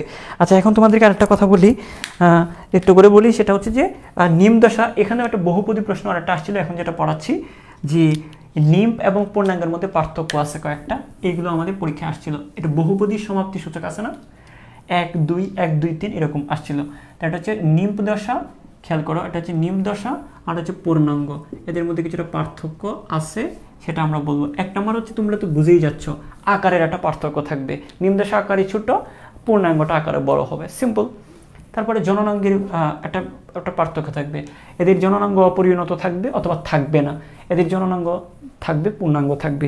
তো এই দুটো জিনিস তো তোমরা এমনিতে বুঝে যাওয়ার কথা। আমি তোমাদের বইয়ের কথাটা একটু বলি, এই যে একদম বইয়ে হুবহু এরকম একটা পার্থক্য দেওয়া আছে, এটা একটু খেয়াল করে পড়লেই কিন্তু তুমি পারবা। তা আমি বইয়ের পার্থক্যগুলো আমি তোমাদেরকে একটু করে বলতেছি, যে একটা প্রধান পার্থক্য যেটা তোমাদেরকে বলি, যে 3টা পার্থক্য তোমাকে মনে রাখতে হবে। দেহের আকার, এটার যে ছোট, এটা বড়, এটা তো এমনিতেই জানবা। জননাঙ্গে এটা অপরিণত, এটার পরিণত, এটা তো এমনিতেই বুঝবা। যেটা আমরা ভুল করি সেটা হচ্ছে যে 3টা ভুল করি, সেই 3টা আমি লিখে দিচ্ছি। এটা হচ্ছে বাদামি, এই যে দেখো নিম্ন দশাটা হচ্ছে বাদামি বর্ণের, আর পূর্ণাঙ্গ হইলে সেটা সবুজ হবে। ঘাসফড়িং তো সবুজই হয়, এটা আমরা জানি, এটা মুখস্থ করা কিছু নয়, কারণ ঘাসফড়িং ঘাসে থাকে, ঘাসফড়িং ঘাসের সাথে মিশে থাকে, ঘাসটা সবুজ হয়, ঘাসফড়িংও সবুজ হয়, সিম্পল। তাই ঘাসফড়িং নর্মালি সবুজ, এবং বাচ্চাগুলো তবে কিন্তু বাচ্চাগুলো হবে বাদামি। ওকে, এটা আমরা এইভাবে মনে রাখবো। আর হচ্ছে যেটা হচ্ছে যে আমি যদি তোমাকে বলি যে একটা হচ্ছে যে ডানার বিষয়টা যদি তোমাকে বলি, যে এদের হচ্ছে ডানা, প্রথমটার হচ্ছে যে নিম্ন দশাটার ডানা থাকে না, ডানা থাকে না, তবে ডানা পেট থাকে, এটা একটু মনে রাখবা। এদের ডানা থাকে না, মনে রাখবা, ডানা থাকে না, তবে ডানা পেট থাকে। এটা তোমাদের বই পুরাটা লিখা নাই, আমি যেটা লিখতেছি একটু লিখে নিও, বই পুরাটা লিখা নাই, একটু করে লিখে নিবা। ডানা থাকে না, তবে কি থাকে, ডানা পেট থাকে, মানে যেখান থেকে ডানা গজাবে ওই জায়গাটা থাকবে। ডানা না থাকলেও ডানা পেট থাকে, ডানা থাকে না, এবং ডানা পেট থাকে। ডানা থাকে না, কি থাকে, ডানা পেট থাকে। এটা তোমাদের বই লিখে নেই, কথাটা পার্থক্যের মধ্যে লিখে নাই, তবে এটা পরীক্ষা আসে। তো দেখো, ডানা থাকে না, ডানা পেট থাকে, কিন্তু ডানা পেট থাকে। আর এদের কী হবে, পূর্ণাঙ্গ হলে তো ডানা থাকবেই, ডানা থাকে, পার্থক্যগুলো খুবই গুরুত্বপূর্ণ। ডানা থাকে, ডানা পেট থাকে না, ডানা থাকে। Okay fine.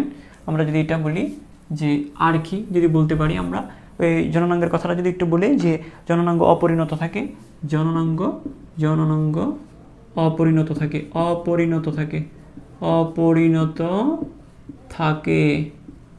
জননাঙ্গ কি থাকে, অপরিণত থাকে। আর এখানে হচ্ছে অথবা থাকে না, অথবা কি, অথবা থাকে না, অথবা আমরা লিখতে পারি থাকে না। এখানে আমরা বলবো পরিণত থাকে, অথবা থাকে। কথাগুলো একটু তোমাদের ঘুরায় দেয় পরীক্ষায়, মানে এখানে যেমন মনে করো ডানা থাকে না কিন্তু ডানা পেট থাকে, এই কথাটা ওই সরাসরি এখানে লিখে ফেলবো, আমি যেভাবে লিখে দিচ্ছি। আর এটা হচ্ছে ডানা থাকে, সিম্পল। এটা জননাঙ্গ অপরিণত থাকে অথবা থাকে না, অপরিণত অথবা থাকে না। এখানে পরিণত থাকে অথবা জননাঙ্গ থাকে, ঠিক আছে। তারপর আমরা যদি বলি আর কি বলতে পারি, যে আচ্ছা তোমাদেরকে আকারের কথাটা লিখে দিই আমি, আকারটা কি হয়, আকার বড় হয়, সিম্পল। নিম যেটা সেটা আকার ছোট হবে, আকার ছোট, এটা সিম্পল। বাচ্চাগুলোর আকার ছোট হবে, আকার একটু বড় হবে, আকার একটু বড় হবে, এটা তো আমরা এমনিতেই পারবো। মানে এই তিনটা আমাদের মনে থাকবে না, বাদামি আর সবুজ, ডানা পেট থাকে, ডানা পেট থাকে না, বা ডানা থাকে, ডানা থাকে না, ডানা থাকে, জনাঙ্গ অপরিণত থাকে, এটা পরিণত থাকে। এই জিনিসগুলো আমরা ভুল করি, এই তিনটি একটু মাথায় রাখবো। আর আকারে ছোট, এগুলো পারবা আশা করি। আর যেটা হচ্ছে যে মোল্টিংয়ের বিষয়টা, হ্যাঁ, মোল্টিং যেটা যেটা নিম দশায়, খেয়াল করো, নিম দশায় কি মোল্টিং হবে কি হবে না? নিম দশাটা মোল্টিং হয়েই তো বড় হয়, মানে কুলসমোচন করেই তো সে বড় হয়। নিম দশা কুলসমোচন করেই বড় হয়, বড় হয়ে গেলে আর কুলসমোচনের দরকার হয় না।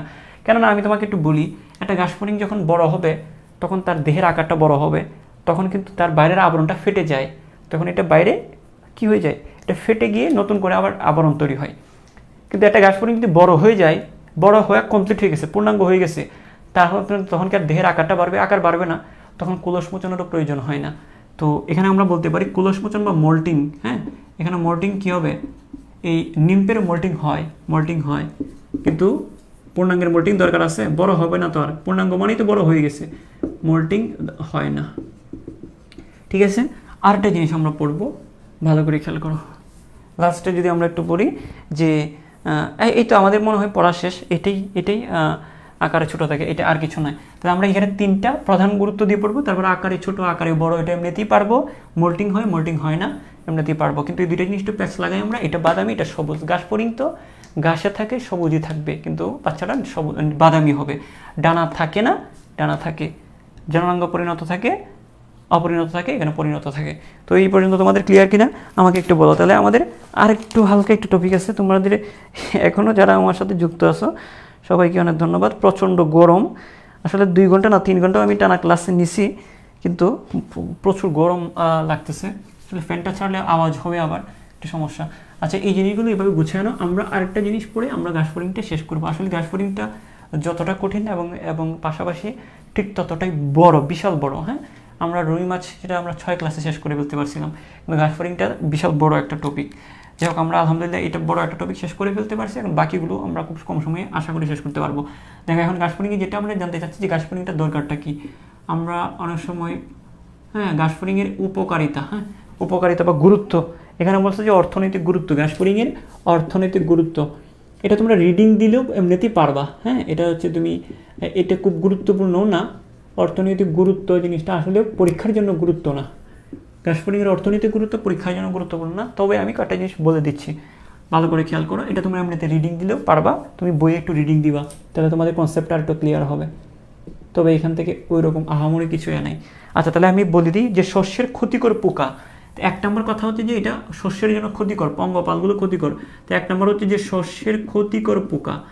এই ঘাসফড়িংটা কি শস্যের একটা ক্ষতিকর পোকা হিসাবে এর গুরুত্ব আছে। এটা ক্ষতিকর পোকা, তো বুঝলাম আমরা, এটা ক্ষতিকর পোকা। সিম্পল, আমরা জানি ঘাসফড়িং বিভিন্ন শস্যের ক্ষতি করে, এক শস্য থেকে আরেক শস্যের ক্ষেত্রে যায়। হ্যাঁ, পঙ্গপালগুলো আমরা জানি। তো এই জিনিসগুলো আমার কিছু জিনিস তোমাদেরকে একটু করে লিখে দিই, যেগুলো একটু লাগবে। একটা নিম ও পূর্ণাঙ্গ উভয়ই কিন্তু ক্ষতি করে, মনে রাখবা। এদের বাচ্চাগুলো যেরকম শয়তান, বুড়াগুলো এরকম শয়তান, অর্থাৎ পূর্ণাঙ্গ, নিম্প ও পূর্ণাঙ্গ উভয়ই ক্ষতি করে। নিম্প, খেয়াল করো, নিম্প ও পূর্ণাঙ্গ, খেয়াল করো, নিম্প ও পূর্ণাঙ্গ উভয়ই ক্ষতিকর, একটু লিখে রাখলাম আমরা, ক্ষতিকর। হ্যাঁ, তারপর আমরা যদি বলি যে এখান থেকে আর কিছু আমার জানার আছে। হ্যাঁ, মাইগ্রেটরি পঙ্গপাল, যেগুলো মাইগ্রেটরি পঙ্গপাল মানে কি? মাইগ্রেটরি পঙ্গপাল হচ্ছে দল বেঁধে, পাল বেঁধে এক জায়গা থেকে আরেক জায়গায় মাইগ্রেট করে। একটা শস্যক্ষেত পুরা সাবার করে দিয়ে তারপর আরেকটা শস্যক্ষেতে যাবে, এক জায়গা থেকে আরেক জায়গায়, এক দেশ থেকে আরেক দেশে যেতে পারে। এটাকে বলা হয় মাইগ্রেটরি। মাইগ্রেটরি মানে কি এক জায়গা থেকে আরেক জায়গায় যায়। হ্যাঁ, মাইগ্রেটরি পাখি আমরা শুনি নাই। তাহলে দেখো, মাইগ্রেটরি পঙ্গপাল, খেয়াল করো, মাইগ্রেটরি পঙ্গপাল কি করবে? মাইগ্রেটরি পঙ্গপাল, যেটা উদাহরণ দিচ্ছে লুকাস, হ্যাঁ, মাইগ্রেটোরিয়া। হ্যাঁ, এটা কি? লুকাসটা মাইগ্রেটোরিয়া, এটার ইংলিশ নামটা কি? মাইগ্রেটরি পঙ্গপালের বৈজ্ঞানিক নাম কি? মাইগ্রেটরি পঙ্গপালের বৈজ্ঞানিক হচ্ছে লুকাস্টাস মাইগ্রেটোরিয়া। এটা তুমি 2টা টান দিয়ে রাখতে পারো। তো এই মাইগ্রেটরি পঙ্গপালটা কি করে? বলছে যে এক শস্যক্ষেত খেয়ে, হ্যাঁ, থেকে অন্য শস্যক্ষেতে বা বাগানের সবজি খেতে প্রবেশ করে। তাহলে এক শস্যক্ষেত থেকে আমরা বলতে পারি যে এটা এক শস্যক্ষেত থেকে এক শস্য ক্ষেত থেকে হ্যাঁ অন্য শস্য ক্ষেতে প্রবেশ করে, অন্য শস্য ক্ষেতে প্রবেশ করে, বুঝছো? আশা করি মনে থাকবে। তারপর আমরা যদি বলি এই যে দেখো এখানে আর কিছু পড়া দরকার নেই, দুইটা জিনিস তোমরা একটু জেনে রাখবা যে পোকাটা নিম্ফ এবং পূর্ণাঙ্গ দুটোই ক্ষতিকর, আর হচ্ছে মাইগ্রেটরি পঙ্গপাল লুকাস্টাস মাইগ্রেটরিয়া, ওইটা জেনে রাখবা এক শস্যক্ষেত থেকে অন্য শস্যক্ষেতে প্রবেশ করে। 2 নম্বরটা একটু খেয়াল করো। 2 নম্বর পয়েন্ট হচ্ছে খাদ্য হিসেবে। হ্যাঁ 2 নম্বর পয়েন্ট হচ্ছে কি খাদ্য হিসেবে। আসলে অবসর মতো হয়ে যাচ্ছে, কারণ চ্যাপ্টারটা আমার শেষ করতে হবে। দেখো খাদ্য হিসেবে দেখো এই জিনিসটা, খাদ্যতন্ত্র বা খাদ্য শিকারী উপকারী শিকারী প্রাণীর প্রিয় খাদ্য। এটা আসলে দেখো আমাদের অনেক অনেক প্রাণী আছে আমাদের উপকার করে, আমাদের উপকারী প্রাণীর খাদ্য হিসেবে এটা থাকে। তাই খাদ্য শিকলে আমরা যদি বাস্তু সংস্থান পড়তে যাই, বাস্তু সংস্থান এরকম পাবো যে খাদ্য শিকলি উপকারী শিকারী প্রাণীর প্রিয় খাদ্য, শিকারী পোকা, মাকড়সা, ব্যাঙ, সরীসৃপ, পাখি, স্তন্যপায়ী প্রাণীর খাদ্য হিসেবে কাজ করে। মানুষের খাদ্য গ্রিক পঙ্গপাল অনেকে ময়দা বানিয়ে খায়, আর Mexico, Japan, Philippines, America, Bharat, অন্যান্য দেশে এগুলো খেয়ে থাকি। অর্থাৎ আমি তোমাদেরকে একটু করে বলি, সেটা হচ্ছে যে আমাদের যে উপকারী শিকারী প্রাণীর খাদ্য, খাদ্য শিকলে এটা আমরা দেখতে পাই যে খাদ্য শিকলে যে উপকারী শিকারী প্রাণীর খাদ্য হিসেবে এটা ব্যবহৃত হয়। উপকারী শিকারী প্রাণীর খাদ্য, উপকারী শিকারী প্রাণীর খাদ্য মানে বিভিন্ন প্রাণী এদেরকে খায়, এটা বলা হচ্ছে। খাদ্য শিকলে দেখা যায় যে উপকারী শিকারী প্রাণীর খাদ্য মানে কি, যে বিভিন্ন উপকারী শিকারী প্রাণীরা খেয়ে থাকে।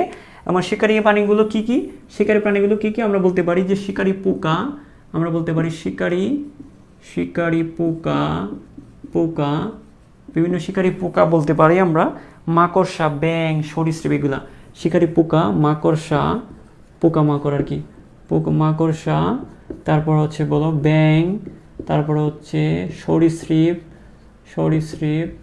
তারপরে স্তন্যপায়ী বিভিন্ন প্রাণী। হ্যাঁ স্তন্যপায়ী সরীসৃপ স্তন্যপায়ী প্রাণীর খাদ্য, এই যে স্তন্যপায়ী প্রাণীর খাদ্য, প্রাণীর খাদ্য। তা আমি যদি তুমি যদি বলো যে স্যার খাদ্য ভালো করে খেয়াল করো, আর তুমি যদি মনে করো স্যার ঘাস ফড়িং আমাদের কোনো দরকার নেই, ঘাস ফড়িংটা কেন দরকার, কোনো দরকার নেই, যদি মনে করো তার কিন্তু একটা গুরুত্ব আছে। কি গুরুত্ব? সে কিন্তু অনেকের খাবার, ঘাস ফড়িং কিন্তু অনেকের খাবার। কার খাবার? ওই যে মাকড়সার খাবার, ভেঙ্গের খাবার, সরীসৃপের খাবার, বিভিন্ন স্তন্যপায়ীর খাবার কিন্তু। আবার বিভিন্ন আমাদের উপকার করে, এরকম উপকারী প্রাণীর খাদ্য হিসেবে কাজ করে। ঘাস ফড়িং যদি না থাকে পৃথিবীতে, তো কিছু কিছু প্রাণী খাদ্যের অভাবে পড়ে যাবে, ওই প্রাণীগুলো খাদ্যের অভাবে মারা যাবে।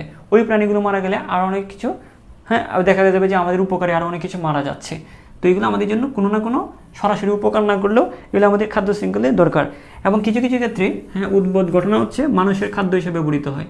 এটা মানুষের খাদ্য হিসেবেও ব্যবহৃত হয়, মানুষের খাদ্য হিসেবে ব্যবহৃত হয়।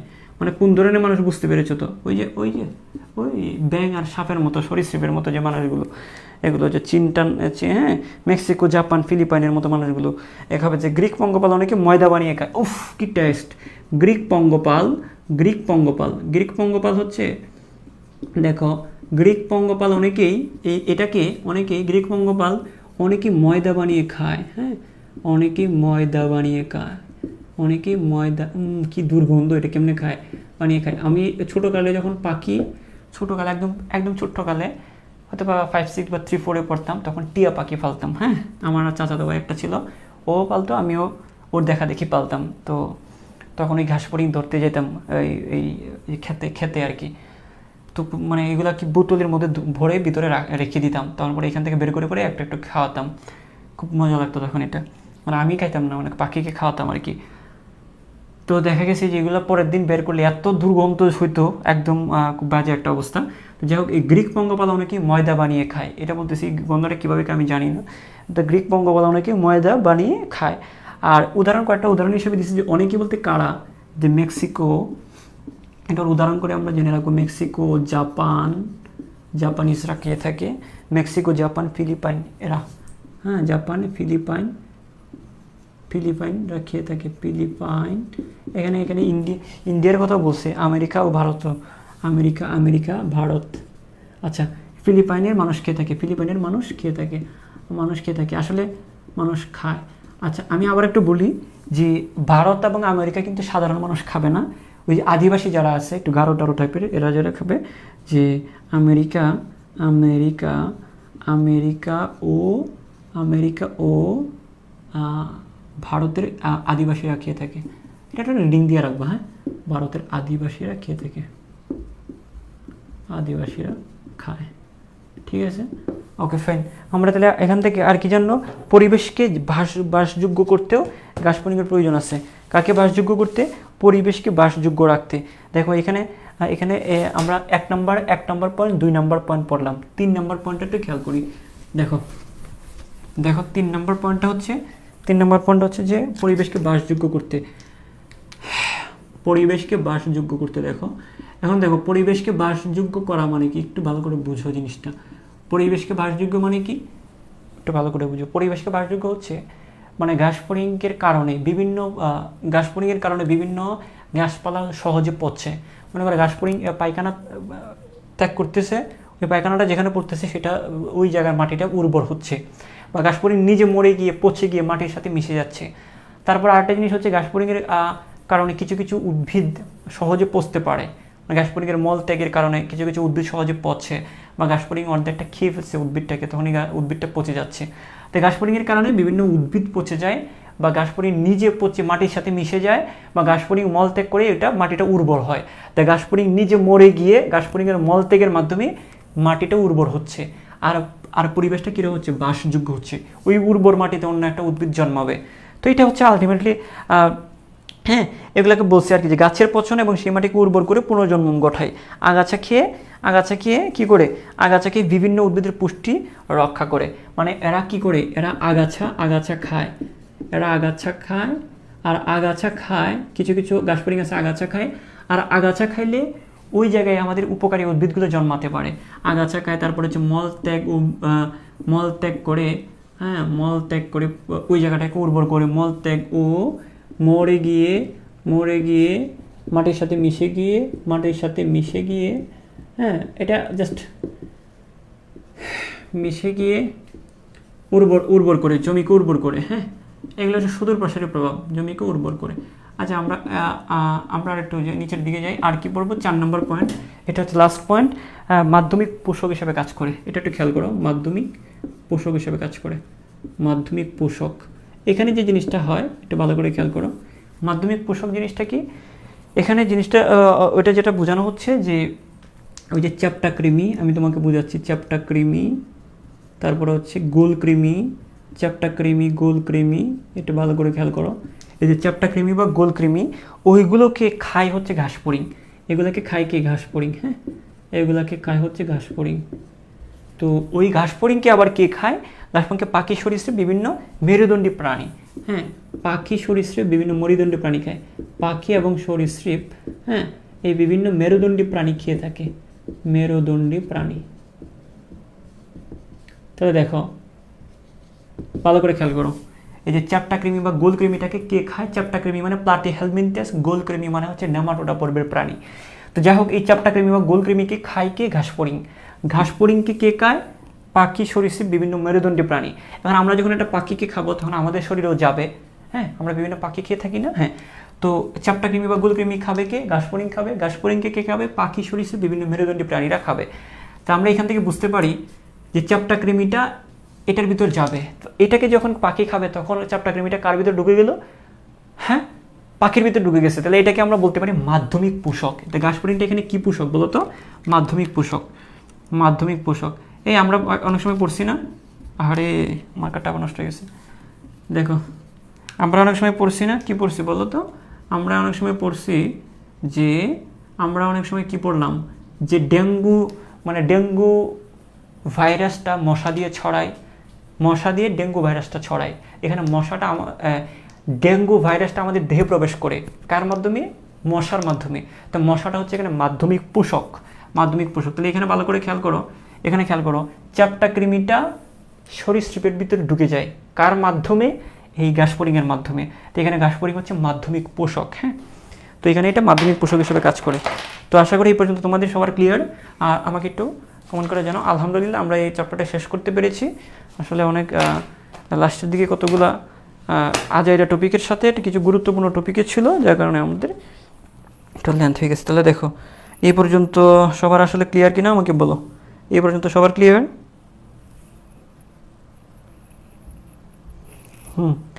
এই পর্যন্ত সবার ক্লিয়ার?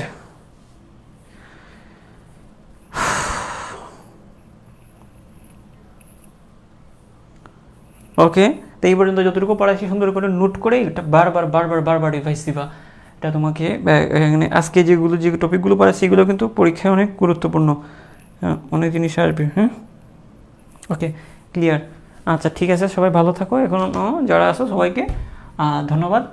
এই জিনিসগুলো আমি যেভাবে নোট করে দিয়েছি ওই নোট করে ফেলবা, এবং সবাই এই নোটগুলো জমা দিয়ে দিবা। কয়টা নোট এখন আছে আজকেটা নিয়ে সম্ভবত 13টা ক্লাসে, 13টা ক্লাসের নোট কমপ্লিট করে আমাকে আমি জমা দিয়ে দিবা। এখানে আমি একটা খুলবো, একটা গ্রুপ খুলে দিব তোমাদের জন্য।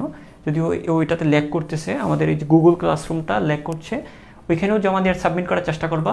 এখানে আগে 1 থেকে 6 পর্যন্ত জমা দিছিলাম আমি, এখন তোমরা 7 থেকে 13 পর্যন্ত ওই গুগল ক্লাসরুমে জমা দিবা। পাশাপাশি একটা প্রাইভেট গ্রুপ খুলবো আমরা, গ্রুপে নোটগুলোর জন্য, সেখানে জমা দিয়ে দিতে পারবা। ওকে, তো সবাই ভালো থাকো, সুস্থ থাকো। আসসালামু আলাইকুম, নেক্সট চ্যাপ্টার দেখা হচ্ছে।